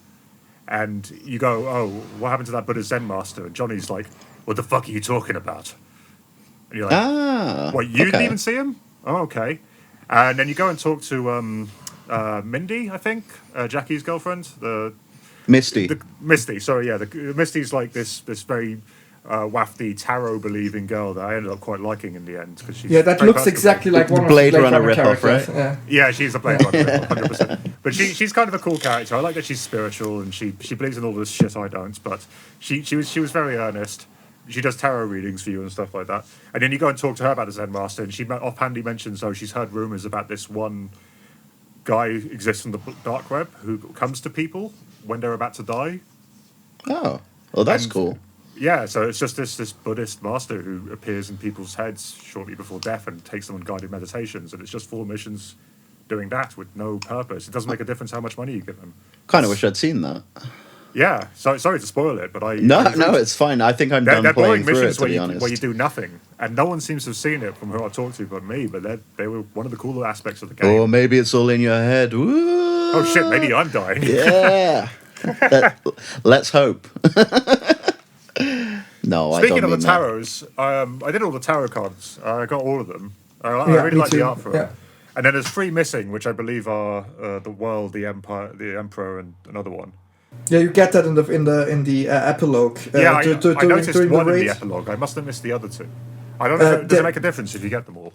Not really. No, there's one that you find in the raid mission Oh, during the last mission, and Yeah. then you find one of them in each epilogue, whether or not you're playing as one of the 2 options of characters at the end. So I think they're just collectibles, really. yeah. I wondered if that made a difference because I liked them as I don't know, a bit of atmosphere. I liked that the game never really pushed into having. It never really pushed into saying like the spiritual stuff is real, but never like criticized it either. It was just sort of, it was just sort of there for you to enjoy, like Here's real an spirituality, opinion. I guess. By the way, really quickly, what I was really happy about, because I just talked about expectations with, interacting with celebrities and shit like that. Yeah. What I also thought would be a big part of the game is being in the cyberspace world, because they really pushed that in the marketing, with like the Voodoo Boys, where you like go into cyberspace. And I thought like that's the lamest fucking shit ever. And thank fuck they only did it in 2 missions. I'm so glad they only did it in 2 missions, because that's like... I hate that stuff. It's just like, it's not the fucking Matrix. Leave me alone. It's just, we don't need all this like high concept, like metaphysical cyberspace bullshit in a cyberpunk game. Can we also point out that like, how come the fake world full body internet was way more boring than our current shitty internet? Yeah. Oh my god! Imagine you get to like you like they hook you into the dark web, and you're like, oh my god, and then you like open your eyes and it's like this empty space with like like this like a table or something that's projected into the thing, and you're like, okay, well that's boring, and you make one step and it's just like porn pop-ups like every angle around you, and then you get to like you manage to like leave all of them alone, and then it's like a policeman like in front of you like, stop, you're arrested for child pornography, and it's like, I didn't click on child pornography, what is this? You've used all your free walks for today in this area. If you want to walk some more, you need to pay a subscription fee. Do you sign up to these cookies? Yes. Okay. Yeah, exactly. You can't move because there's just a pop-up. It's like, do you accept the cookies? And it's just like, no. Something I'd like to raise. That's how I would have done it if I did that. But I would have put loads of fucking adverts in the cyberspace. That would have been the most cyberpunk thing I could imagine. I mean, something I'd like to raise while we're talking about pornography in the game. What's everyone's opinions on the transphobic nature of it? Well, we already discussed this slightly. Yes. But I think it's all pretty shared. I don't think it's transphobic. I think it's a world that exploits everyone. Exactly. And it's like, what's more equal than exploiting everyone? The shorthand is the marketing is transphobic, but the actual design of the game isn't. It was exploiting transphobic tropes in order to do what advertising does, which was exploiting tropes. I have a hotter take than that. I think that I'm not able to judge this because I'm not trans. But you can judge things that aren't. That's like the fuck you answer. That's like saying you can't judge racism if you're not black. Like you can still. Well, no, judge I can't judge bad. Racism because I'm German, so I can tell what's great racism. What's like well done racism. Well, you're German, therefore inherently have a warped view of morality. It's not that you can't judge it; it's just that you judge it badly. But no, but to be for sure, I don't think I'm a transphobic person. I think diversity is amazing. I like to see what happens to people. I think it's awesome that trans people exist. Like, I think anyone should think it's cool that people should be able to be whatever they want, I think what they were actually about that whole thing is that didn't happen in a vacuum. It wasn't just that advertising with the mix it up and then the woman with like the penis in her pants or whatever. It was that like these developers they posted like attack helicopter jokes on their Twitter account and shit like that. Yeah, I mean that did influence it quite badly, I think. But then there's a mistake to assume that the asshole on the PR is the same guy who's making the content in the game. No, but like it's like you get a vibe from the bigger context, I guess, where like I wouldn't necessarily agree that I had the impression that there was any transphobic stuff in there. Actually quite the opposite, because you meet a trans character that you don't even realize think about. you have no idea that she's trans, and then she reveals it to you. How even bringing it up, it was almost like the developers saying, and it was so blasé when she did bring it up. It was to the point where it felt like the developers were like, "Oh, we need to get this in somewhere just to, say that she is," because I've not found an organic way to mention it. No, but she mentioned it. It felt very nonchalant. It was very organic. Yeah, it wasn't like, oh, by the way, it was almost like a little too like just off the cuff. Oh, I like that. I personally, that's how I think the real world should operate. And because none of this shit matters. Yeah, because she didn't say because the conversation wasn't like, oh yeah, by the way, thanks for helping me do this stuff here, but oh, by the way, I used to have a penis. That's not what the conversation was like. It was like, oh, like I had my I loved my husband and he was so good to me, and I think I don't know exactly what she says, but I think she says he was very supported when I transitioned or something like that. Yeah, it was a best friend who became a husband on the transition. Yeah, and that's fucking, and that's, you know, it wasn't even about that. She just said that as like the context of like, oh, you know, that's what happened to me, and but like it didn't matter, and you know, I think that was handled quite well, and you know, and whether or not, you know, you might think, you know, and whether or not that's like, you know, a trans person might think that's the way to handle that, you know, it's not up to me to decide that, but like overall I didn't have the impression that touching on what you was said earlier about the trans stuff in the game not being in a vacuum, you know, like personally for me, you know, I read the news, I read BBC News, whatever, but I don't read like games news. Do you know what I mean? If I buy a video game, I don't know about the development of it, you know. I guess some people would say that ignorant, but that's like saying you have to look into every aspect of everything you do in life, and games to me are entertainment. Also, Leon, you're not missing anything. Game news, like game industry news. Like I said earlier, muted Cyberpunk from my Twitter account because I didn't want to fucking read about it. Game industry journalism is the most boring thing in the world. No one cares. But so my point was, like, when I say that the game isn't transphobic, I am talking about the game. You know, like a lot of people are saying, oh, but the developers, oh, but the marketing, blah, blah, blah. Yeah. I'm not talking about that. You know what I mean? I'm talking about the game. And to me, the stuff that people complained about in the game, it's like, it's a fictional future based on a fictional present. So, like, the idea, and like, what? So if there's a group that's a minority in any kind of fiction, they should be treated like red carpet treatment. You know, if anything, they were treated more equal in the game because they were exploited just as much as a cis supermodel. Do you know what I mean? We've classically exploited extremely misogynistic practices in selling stuff using cis women. It's almost an element of progressive capitalism, expanding to non-cis women. Obviously, it's bad. It doesn't make it good, but it's what cyberpunk isn't good. It's not an aspirational future. We don't want to live in this world, really. It's not a utopia. You know, it's supposed to be more of a warning, even though it's a fun game. Right. Yes, and if you judge a game being transphobic or not by whether or not the trans characters get treated badly, then, you know, going back to the Last of Us 2, that game would be incredibly transphobic. Don't ruin that too much for me, because I haven't seen it. No, we're not. But okay, like, good. It's and that's also like a really minor side character, so we're not spoiling story stuff. Okay. It's like a side story. It's cool. And it's interesting. Yeah, but but then that game would be like incredibly transphobic, and no one had that take, you know. So it's like, I don't know. But I understand when people get the impression, because like I said, it didn't happen in a vacuum. But looking at the game, I didn't find anything that was problematic at all. No. In fact, I had the complete opposite opinion of that, where it handled those subjects quite well, actually. Except for the genitals in the character creation screen. I think that was completely unnecessary, because you don't even see them in game once. Mm-hmm. You can't even look down and see it. It seems to be bugged that you always have underwear no matter what you do, so that was kind of strange. One other point I've seen from the idea that the game was transphobic was the use of that stereotypical macho bodybuilder woman thing. Like, there was a couple of times where you'd go and fight a gang, and you'd have like a comical, like almost female Arnold Schwarzenegger thing going on. But that's not how you pronounce that name. Sorry, but that's just who that culture is. Would it have been worse if that bodybuilder group of people, the animals, was just men?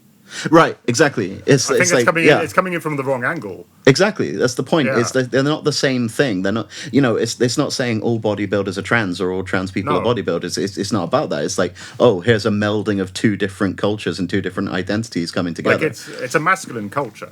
And I think people are really grasping onto the fact that image-wise is kind of a stereotype, which I think is unfortunate, and I don't think it's true. You know, I don't think so either. I mean, it's not. It might be a stereotype in a vacuum, but it's within the context of the game. It isn't employed like that. No, it's employed with context. It's employed with an understanding of what this group is, and it's not done even as a joke. It's nothing like, to go back to San Andreas, whenever you meet transgender people in that game, they're all butch guys talking about their new vaginas in strong male voices, and that shit is just straight up offensive. Like, that's inexcusable. Like, this isn't that. I'm still gonna laugh at it though because I'm evil, but. Well, no, it's so offensive and like completely It's out absurd, of line. That yeah, I find it's it funny too, but it's absolutely completely absurd. fucking excusable. Like, you shouldn't have done that, Rockstar. What the fuck were you thinking? No, I can agree with that. I can agree with that. But that's not what the animals are. Like, the animals are bodybuilders. They're people who value using cyberware to make themselves big and masculine and scary. And it's actually kind of a good thing that they don't care about gender when it comes to doing that. All they want from you is to be that. Yeah. Yeah, that's cool. Yeah, I mean, gender is the least important thing on the list. The thing they're worried about is the bodybuilding. Weakness.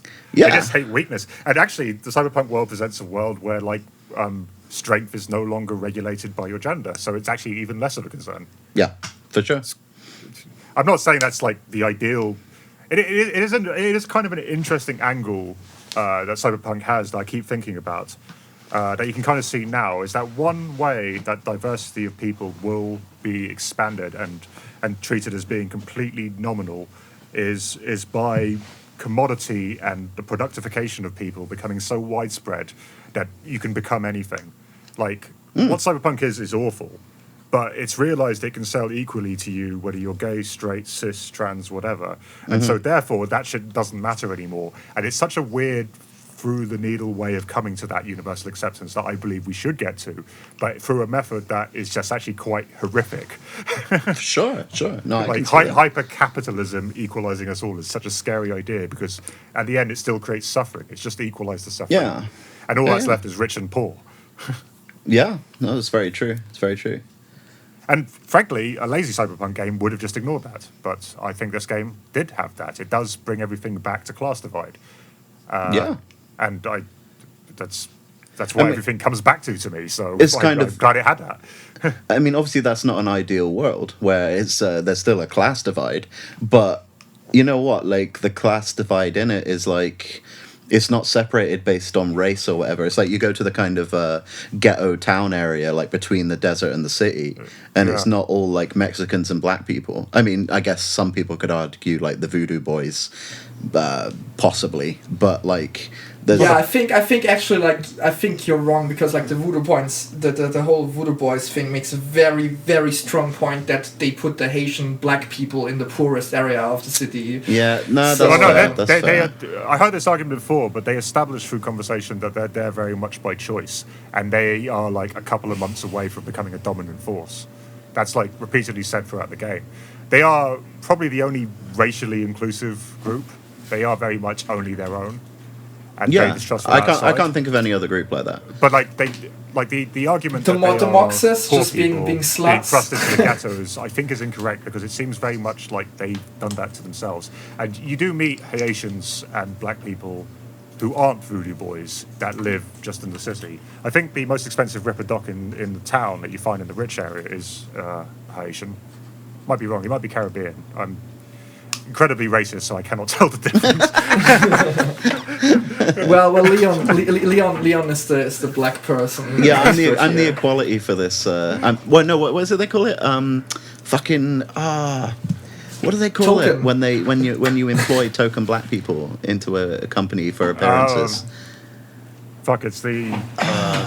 Well, I I'm forgot his that name. guy anyway. I'm that guy. Yes, he is. Inclusion.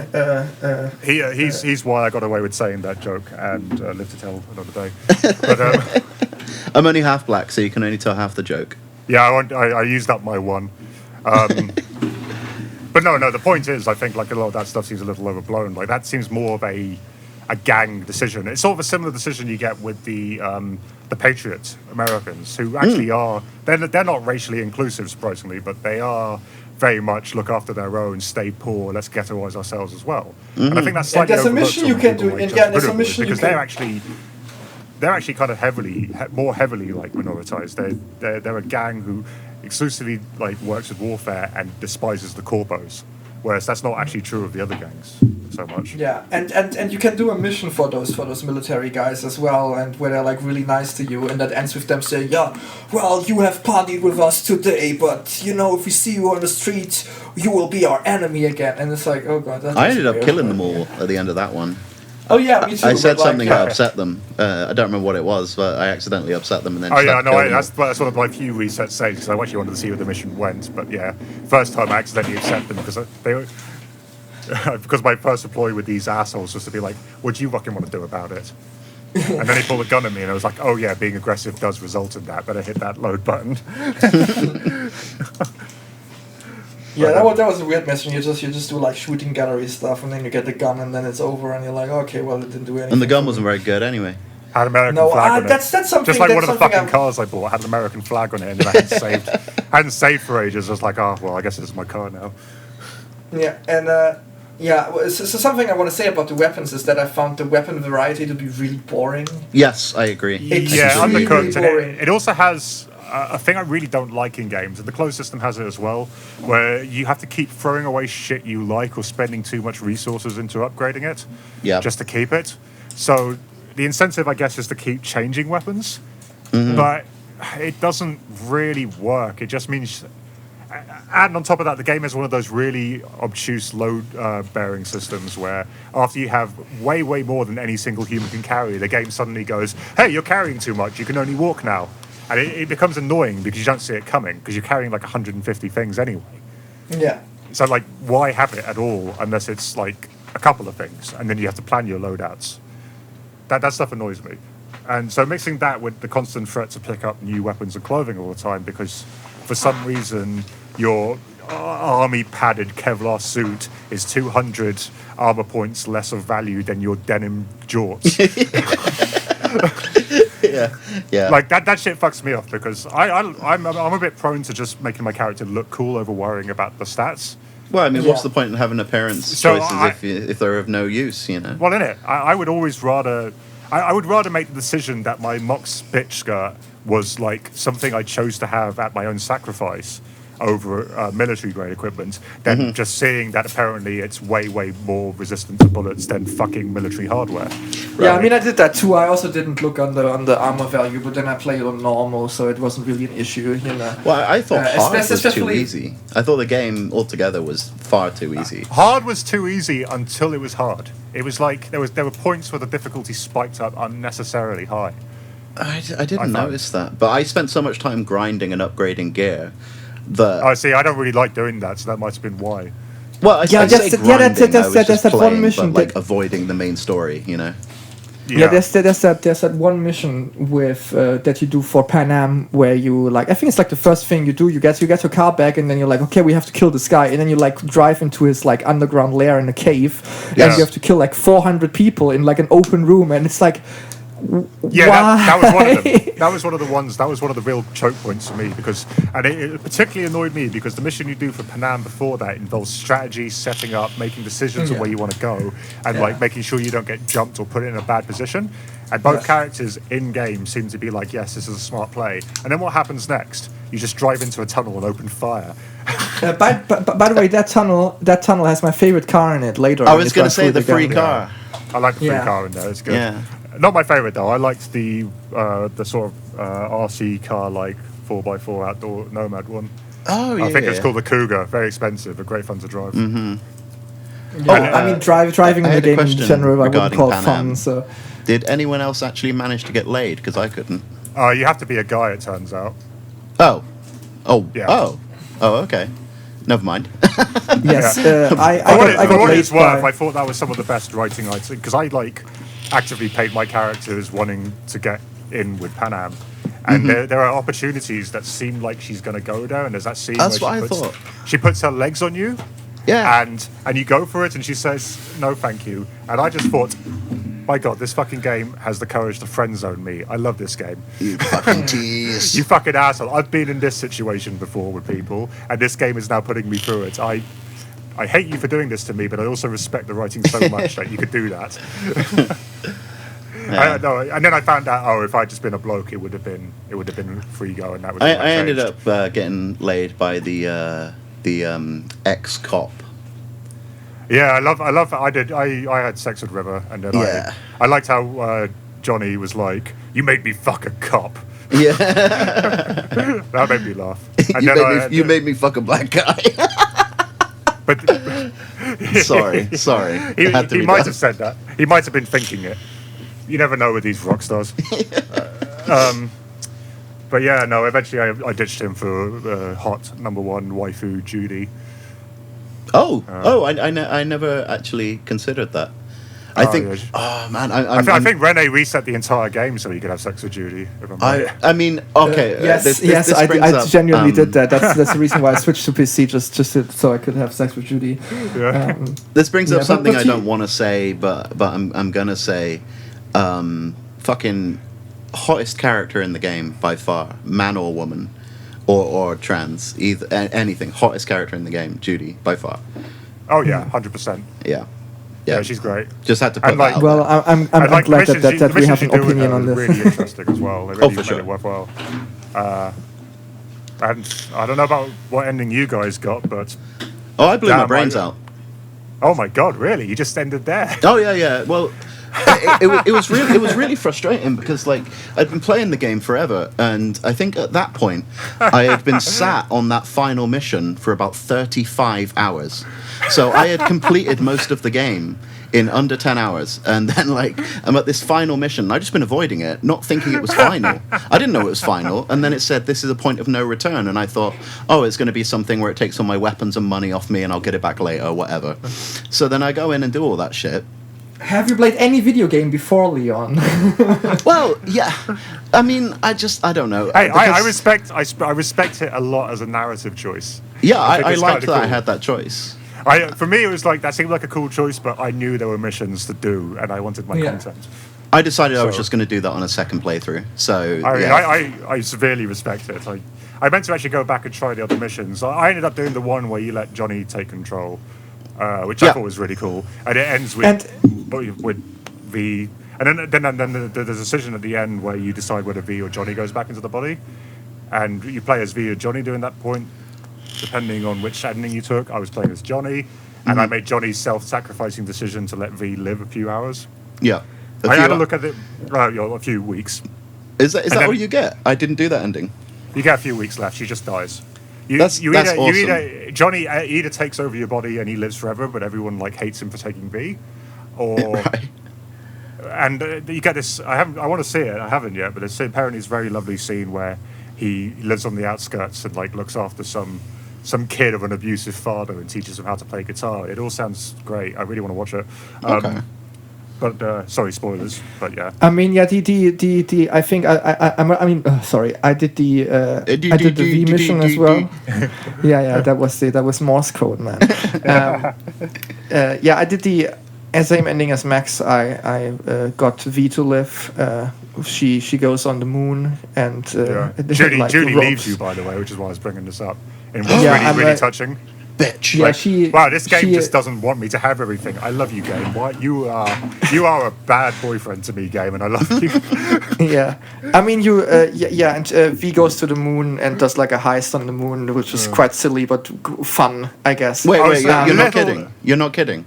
No, No, that's actually what happens. Yes, and the last attempt but to try and save a life by doing an insanely suicidal mission, which unfortunately you don't actually get to do. But it's, Hold it's kind up. of an idea. Right, you promise. no, I you just want to promise you're not making fun of me. No, here. She goes no, to the moon. Yeah, no, Yes. that happens. Oh, because, well, Yeah. in game, hold on, no, there is precedence for this. In game, all the extremely rich, wealthy people live on a private city on the moon, away from all the pop-ups. That's not true. It's a casino in space. That's Oh. what it is. Oh, How my come bad, that's sorry. never mentioned throughout the game? They do. You see it multiple times on television shows, in the elevator, in your apartment complex, and on other television. I'll be right yeah. back, sorry.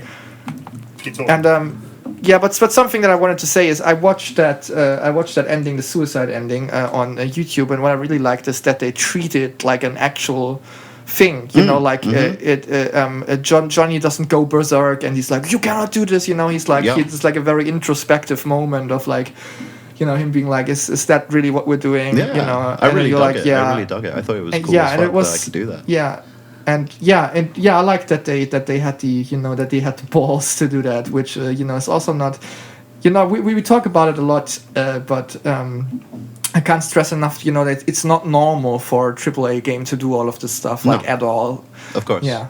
But Or like any form it's of media, really. We were saying earlier about people like censoring things and complaining about things and blah blah blah. Like, isn't art meant to be challenging? And sometimes, maybe not all the time, but it's, I don't know. It just seems like an aspect of art that's always existed for the history of art. And I know that just because something's existed forever, it doesn't mean it's right. But see, I like the hey Max, I like the game a lot, but I wouldn't want to think of it as like an art thing. I wouldn't want to make like any. I'm using art in a loose term. Anything creative. Someone crafted those models. Someone painted those textures. Someone wrote that soundtrack. To me, it's an accumulation of art that then ends up being an entertainment product. And obviously, the point of it is not to think about the artistry behind it, but it's like story writing. It's a form of art to me, and I just think it absolutely is. It should. There's nothing wrong with it being challenging, and I just think censoring something because you don't agree with it or you don't like it is just ridiculous. It's I found it, and that's a good point, and I found it like really, and that's a good point because I really found it like frustrating how. The ending, that there's no happy ending really, but like I found that good that I was frustrated by it because it's just something that it's like maybe this story wasn't meant for you to go there, and it wasn't, and I like that. Well, you're not playing are you? You're not playing you. It doesn't even if it's an RPG game, you're not playing you. You're playing some virtualized version maybe of you, or you're playing someone completely different to you. No, you're playing someone completely different because the game makes a very strong point. Oh, sorry, in this game in particular, I just meant in the whole concept of RPGs. I can understand how this stuff conflict. I try and take trailers and all this shit with a pinch of salt because they are just marketing, and a lot of stuff is bullshit. And there's plenty of I'm disappointed that you couldn't ride the fucking trains. I'm not gonna lie, that's something I love seeing. But whatever. But all of that aside, this game did promise. That this would be your cyberpunk experience, your character, who will you be, what kind of person were you going to become, and then at the end, what you got was a very personal story about someone's quite tragic life. And I can understand that if you went in wanting this, I'm doing things my way feeling, that you would have been a bit undersold. I felt that way. I felt that way personally. But with an abstract of all of that promise and going in completely blank. I like what it is, and it's just it's a terrible tragedy to me that the game sold itself as anything but that, because what it is maybe isn't the best tool for marketing, but I think it's way more interesting. Yeah. But I mean, and there's a point to be made about that there's if you think about if you go back and think about The Witcher, for example, if you imagine that Witcher had an ending like Cyberpunk, I mean it can have if you make choices in the story, but the canonical basically Witcher ending is that a very happy ending, I guess, but that was the appropriate game because that was building to that. But if you think about having Witcher 3 having a canonical ending like Cyberpunk does, it doesn't really feel right. You know what I mean? Sure. Yeah. And I think they did a really good job at at telling a story where it feels, where you don't feel. Normal people don't feel cheated out of something because it did a really good job because everyone gets fucked over in this story basically, and there's no even in every possible outcome Arasaka still kind of wins, Arasaka gets damaged massively, but and it gets established that, the American branch is just one branch of Arasaka, and they took a blow like that before as well. And, and there's still, there's no,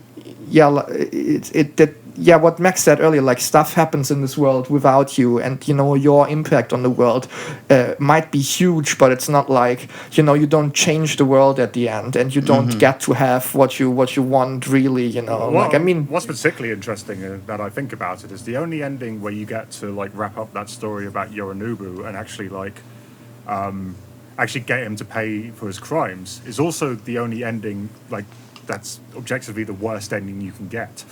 I think, from what I've read.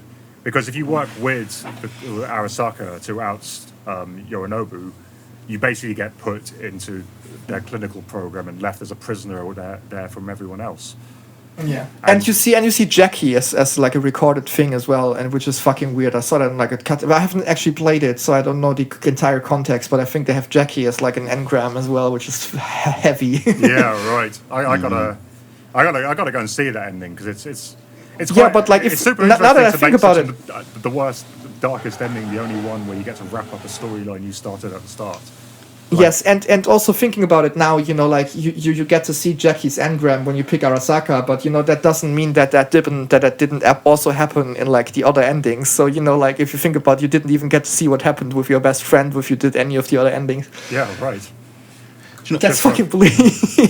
One thing that kind of confused me when so I finished playing the game, the first run through, and then I just read some things about it, and I saw like loads of people making comparisons between that game and other games, and one game that I didn't see come up as a comparison very much, which I think should have been the main one, was Deus Ex. Yeah, actually, I completely agree. That's the strongest combination. And to me, I think if they had marketed this game like Deus Ex, as in it's a story, it goes from beginning to end, I think I would have been less disappointed, because the way it was marketed to me was very free and open, and I didn't see it that way. Like, yeah. No, but it's also not. It's also not like there. But it's but it's but it's I felt completely the same about that. Yeah, but it's not Deus Ex as well, because Deus Ex is like very famous for its like like open level design, and Cyberpunk doesn't really have a lot of that. You can tackle missions in different ways, but like the level design of Cyberpunk isn't nearly as like vast and complex. It's not quite as good, but I think slightest. it was a lot better than most games still. Like, it doesn't quite go to the same level. But, like, the openness of approach to every level, especially when you, like, invade bases or get people out and stuff like that, there was a lot of opportunity to break into areas with your different tool sets, which I really liked. Especially if you're playing stealthy, or you could just bust in, or you could get what was clearly the most broken mechanic of the game and get either the double jump or the super jump and just avoid every gate in the game. I think one thing for me is like, so there was all the marketing claiming it was, and there's all the hype. I've been excited about this game since the very first announcement, like however many years ago. 2012, I think. Exactly, 8 years, 9 years of excitement. Yeah. And it's like, I wasn't blown away, and maybe I'll never be blown away by video games again, but like I remember when the first Deus Ex came out, that blew my mind. When I first played Doom in the 90s, that blew my mind. Like all these things were blowing my mind. And it's a problem with marketing, man. Those games didn't get affected by years of preconceptions you built up in your head about what the game was going to be, and they came out finished. Yeah. Which is not something that happens anymore. No. It's a different world. It's kind of sad because games are now being so heavily sold to us through lies. It's actually one of the ironically most cyberpunk thing about us is that we're sold an idea so hard that all they really expect out of us is to pay for it and then get disappointed. If they get their money, then whatever. I guess they didn't expect for everyone to get all these refunds, but I guess that was the plan, was to like mislead us into a different kind of game. I feel for them in some aspects because, like... Yeah, I'm sure it wasn't the plan of the writers and developers. No, and it's like, making a game now compared to making a game in the 90s is a whole different fucking world. I mean, like, Half-Life, one of the most successful games ever, made by a team of, like, 20 people, if that. And you've got, like, how many people working on Cyberpunk? Hundreds? And they've got to coordinate, and, the level of complexity is insane. I'd say thousands, man. I sat through the entire credit screen. Yeah, it's insane. It's nuts. And all these people have to like work together, and at the end of it, you need a cohesive product. And you're expected to make it in the same time period that people made games in the 90s. Every 3 years you have a game or something stupid like that. Or even every 10 years, I think, is ambitious now, because these projects are just huge, and no wonder there's problems. And then you've got the pressure of it needs to be out for Christmas and all these kind of things. And obviously they pushed it back a number of times, but they clearly still weren't ready, especially with the PS4 release. Like that, I mean, I haven't played it. I've seen it, and I know I don't need to. But yes, like you don't need to, that was clearly rushed out the door. And if they'd had another year or two without the pressure of the public want it, maybe it would have been what we expected.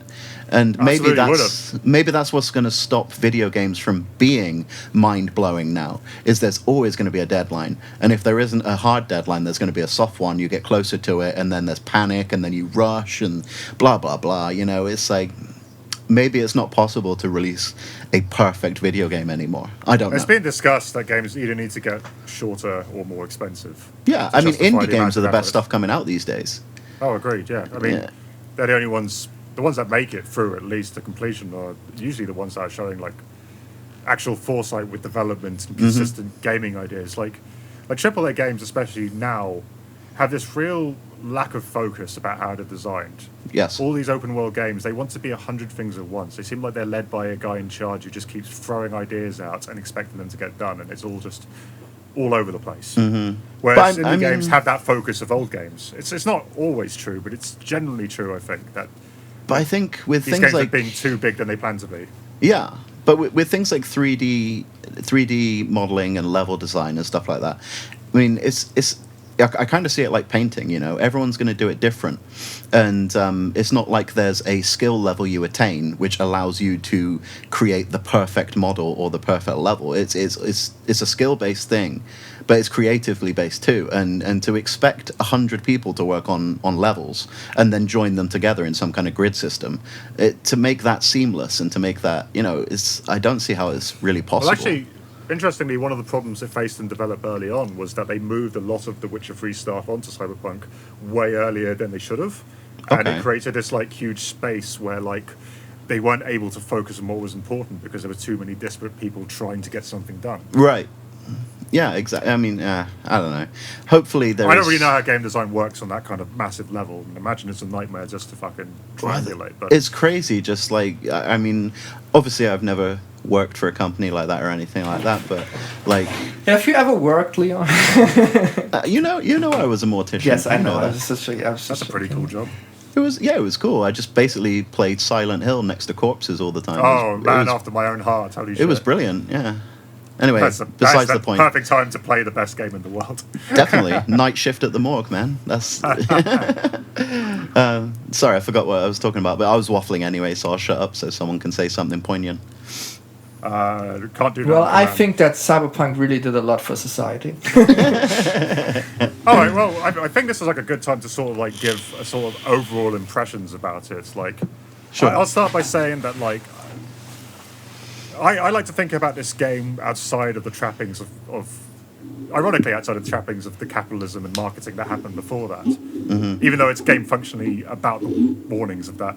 And I think in a vacuum, if I look at this game as it stands, I have a buggy piece of shit that I kind of love.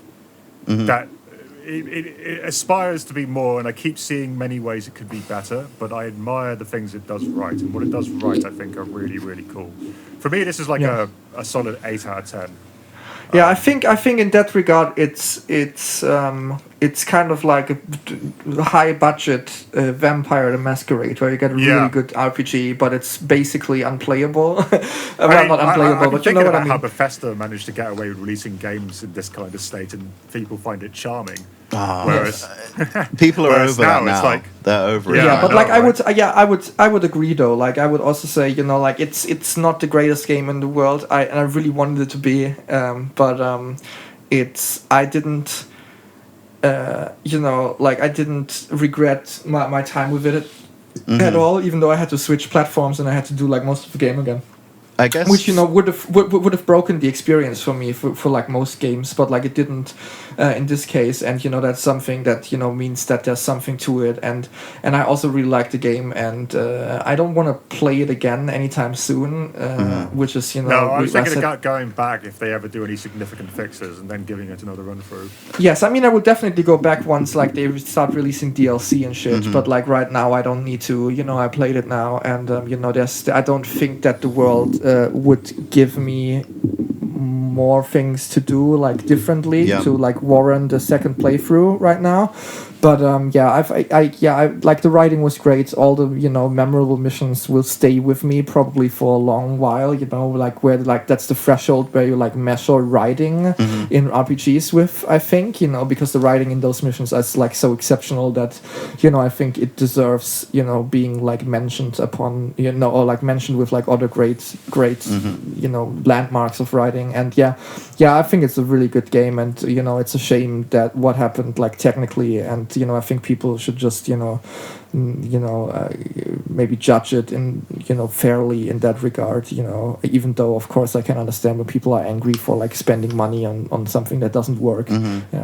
I think when I think about the game, like I kind of get a bit of deja vu to when I played through the Outer Worlds. You know, the Outer Worlds was sold as the Fallout killer, And Yeah. like as buggy and stuff as the Fallout games were, I've still played each of them hundreds and hundreds of hours because I got sucked into it. I had the same thing with Red Dead Redemption 2. You know, I just got really sucked into those games. And I'll agree with you with New Vegas and Red Dead. I, for another podcast, have hundreds of things to say about Fallout 3 and 4 that I despise, but I won't get there now. Sure, but with this, yeah, like the Outer Worlds, I finished it and I didn't feel like I was playing the next Fallout, the next Skyrim. I didn't feel that. I didn't feel that openness. I didn't feel that. The fact it ended, I think, for me, it was like I didn't want that to end. I wanted to be able to do loads of other stuff, but to be honest, I would have had to have repeated myself. And Cyberpunk on my second playthrough did start to feel like I was repeating myself. I mean, I've probably played through Skyrim like 8 times, and it's very rare that I follow a similar path.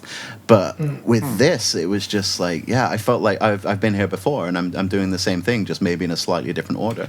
But this all goes down to what it was sold to me as. And if it hadn't been sold to me as the kind of thing I was expecting, I would have said this is a great single-player experience. I would say this is a great single-player game. That's like, yeah, I would have given it like 8 or 9 out of 10 for sure.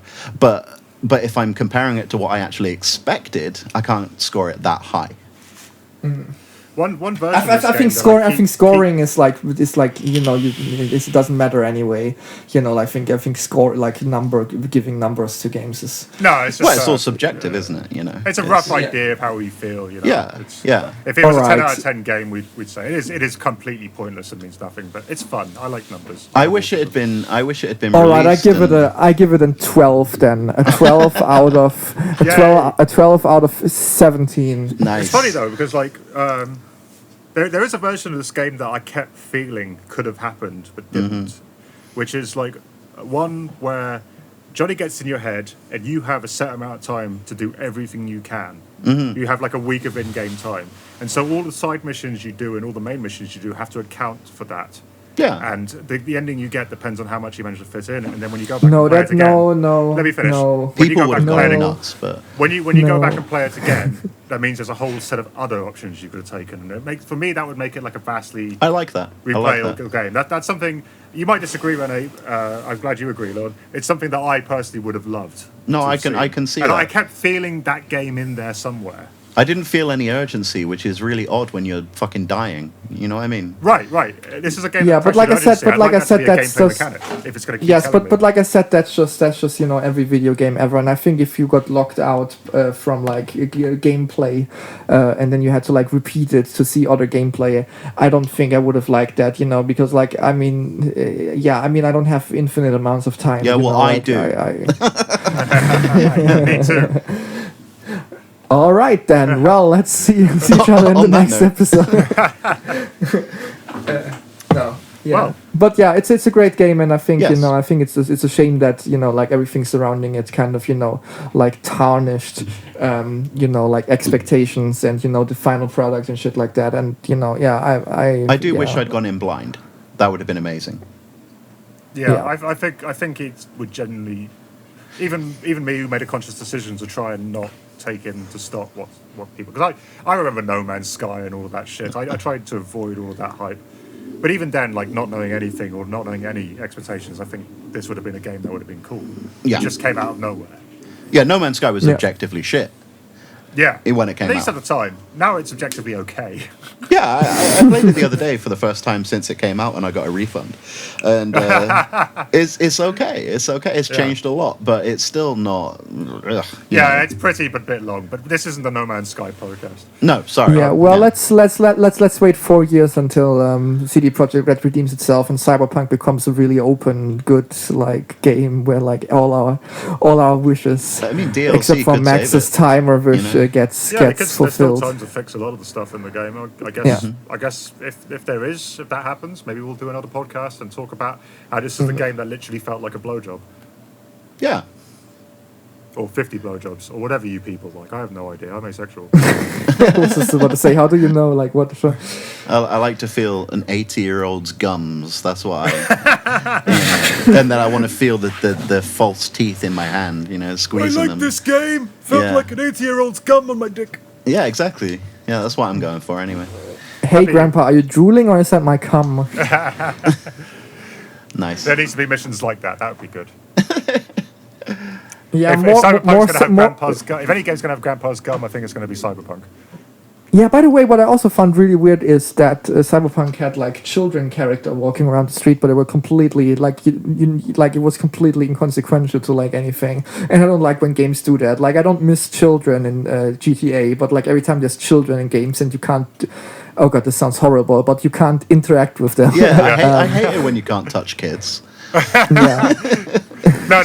What really creeped me out about the children, I was fine that they were there for me because I always get kind of weirded out by Grand Theft Auto not having kids, and it's always just teenagers and adults because they don't want you to run kids over. I get it, but in this game, the kids were always on their own, and they always looked like little adults. Yeah. I mean, maybe that's what Cyberpunk is like. Maybe that's just what happens. You're forced into work at 5. But See, No, this is like no, like Max. This is like the lolicon argument. You know, it's like that they were adults in the bodies of children. You know, that's like a 500-year-old spirit. So I feel pretty good about running all of them over repeatedly now and reversing and then running forward again. And I feel like a lot of but games.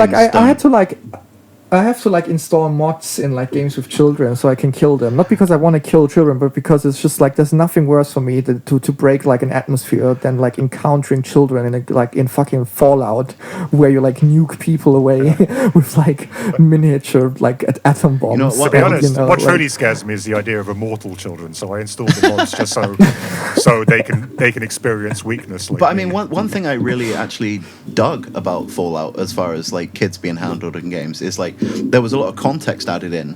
You know, like little lamplight, shit like that. You know, like these places where like kids have taken over, and like the massacre at the school and shit like that. It's like they weren't just like, oh, we need kids for visual sake. You know, there are kids walking in the street in real life. Therefore, we should have kids walking in the game. It's like they did that, but sure, I think Fallout and it 3 is still frustrating when sucks, you yeah. drop a nuke and no kids fly out, but all the adults fly into the air. That is frustrating. But at the same time, they really wove them into the game, and I appreciated that. You know. Yeah, I mean, that's neat. If anything, it's kind of weird in Cyberpunk that they're there because you feel like it's child abuse to let a child be in Night City at all. Yeah, it's weird. It's weird that they were basically midgets. Oh, I think you cut out. Oh, who? Me? Oh no, yeah, you. Oh, I just That's said I just said it was weird that they were basically midgets. They were just small adults. Yeah, they're always walking on their own. They always seem dressed like adults, and their faces seem like small adults somehow. Something a bit off by them. Very weird. I think that's actually quite hot to be fair. Can you say midget now? Is that on the no-no list? I think it's a no-no. It's a no-no? No, Leon. I'm Leon. like 6'5", so I have no stake in this argument. Yeah, Leon, it's a no for you because you have to be judged by everything you say. Oh, okay, fair enough. That's fine. Yeah. I'm used to judging eyes. That's. No I think problem. we're supposed to call them children, Leon. Yeah, they're not midgets. They're children. Vertically challenged. All right, I guess that's it. I mean, there's still like tons of things more to say about Cyberpunk, but I don't think that's gonna be very interesting. No, I think this is more than any human being would actually want to sit and listen to our voices. Yeah. So, yeah. I mean, no one wants to hear John Major talk about Cyberpunk for too long. I really like Cyberpunk. I couldn't run over any of the children. That's the only bit I didn't like. no, Max. The point is that you don't have to change your voice to do that. Yeah, Oh, sorry. the point is you can just talk, and I mean, yeah. Well, no, but if I directly used my own voice, then I'd be admitting the truth that I actually believed what I just said, which I do. Yeah, you should, because Yeah. Well, Leon, Hello. thanks for joining us. Yeah, it's been a pleasure, Leon. We should do a podcast sometime, not about video games or something else. all right. Yeah, sounds I'm up for that. It's been a great Maybe dialogue. that's gonna turn into a thing because like our other friend whose name shall not be named doesn't want to do podcasts anymore. Why? Pussy. He's a pussy. Coward. Are we talking about Yeah. the bald guy? Yes. Why doesn't he want to do it anymore? Oh, because he's just a faggot, isn't it? He needs to focus on getting hair. Oh, you can't say that word. Actually, no, wait, you can. Yeah, sorry. Yeah, he's German. Yeah. Oh, no, Anyone who's I'm gay. been to Berghain once, which is the local town hall for all Germans. Anyone who calls a mobile phone a handy is allowed to say the word faggot. Oh, mein Handy. Oh no! Wo ist mein List- Winkelmesser? I've lost my list of useful men. Oh no! Okay. Well, I will throw you out of the call now. Well, yeah, thanks, guys. You for deserve doing this. You know what you did. I would love this to be the start of a new podcast. Beautiful series. friendship. Oh, well, I hope everyone enjoyed listening to 60 frames per second. VSync off, I feel like that. Sorry, I It's keep great. forgetting which game term it is. Next episode is G-Sync. Oh, Yeah. hell yeah, dude. Yeah. We're going 144 hertz with this bitch. Oh, baby. No, it's what is it? RLSS, the podcast. DLSS. DLSS. DLSS. Come on. That's it. Sorry. DLSS VSync off. Yeah. Yeah. Well, thanks a lot, and goodbye. Goodbye, everyone. Bye. Love you. Bye.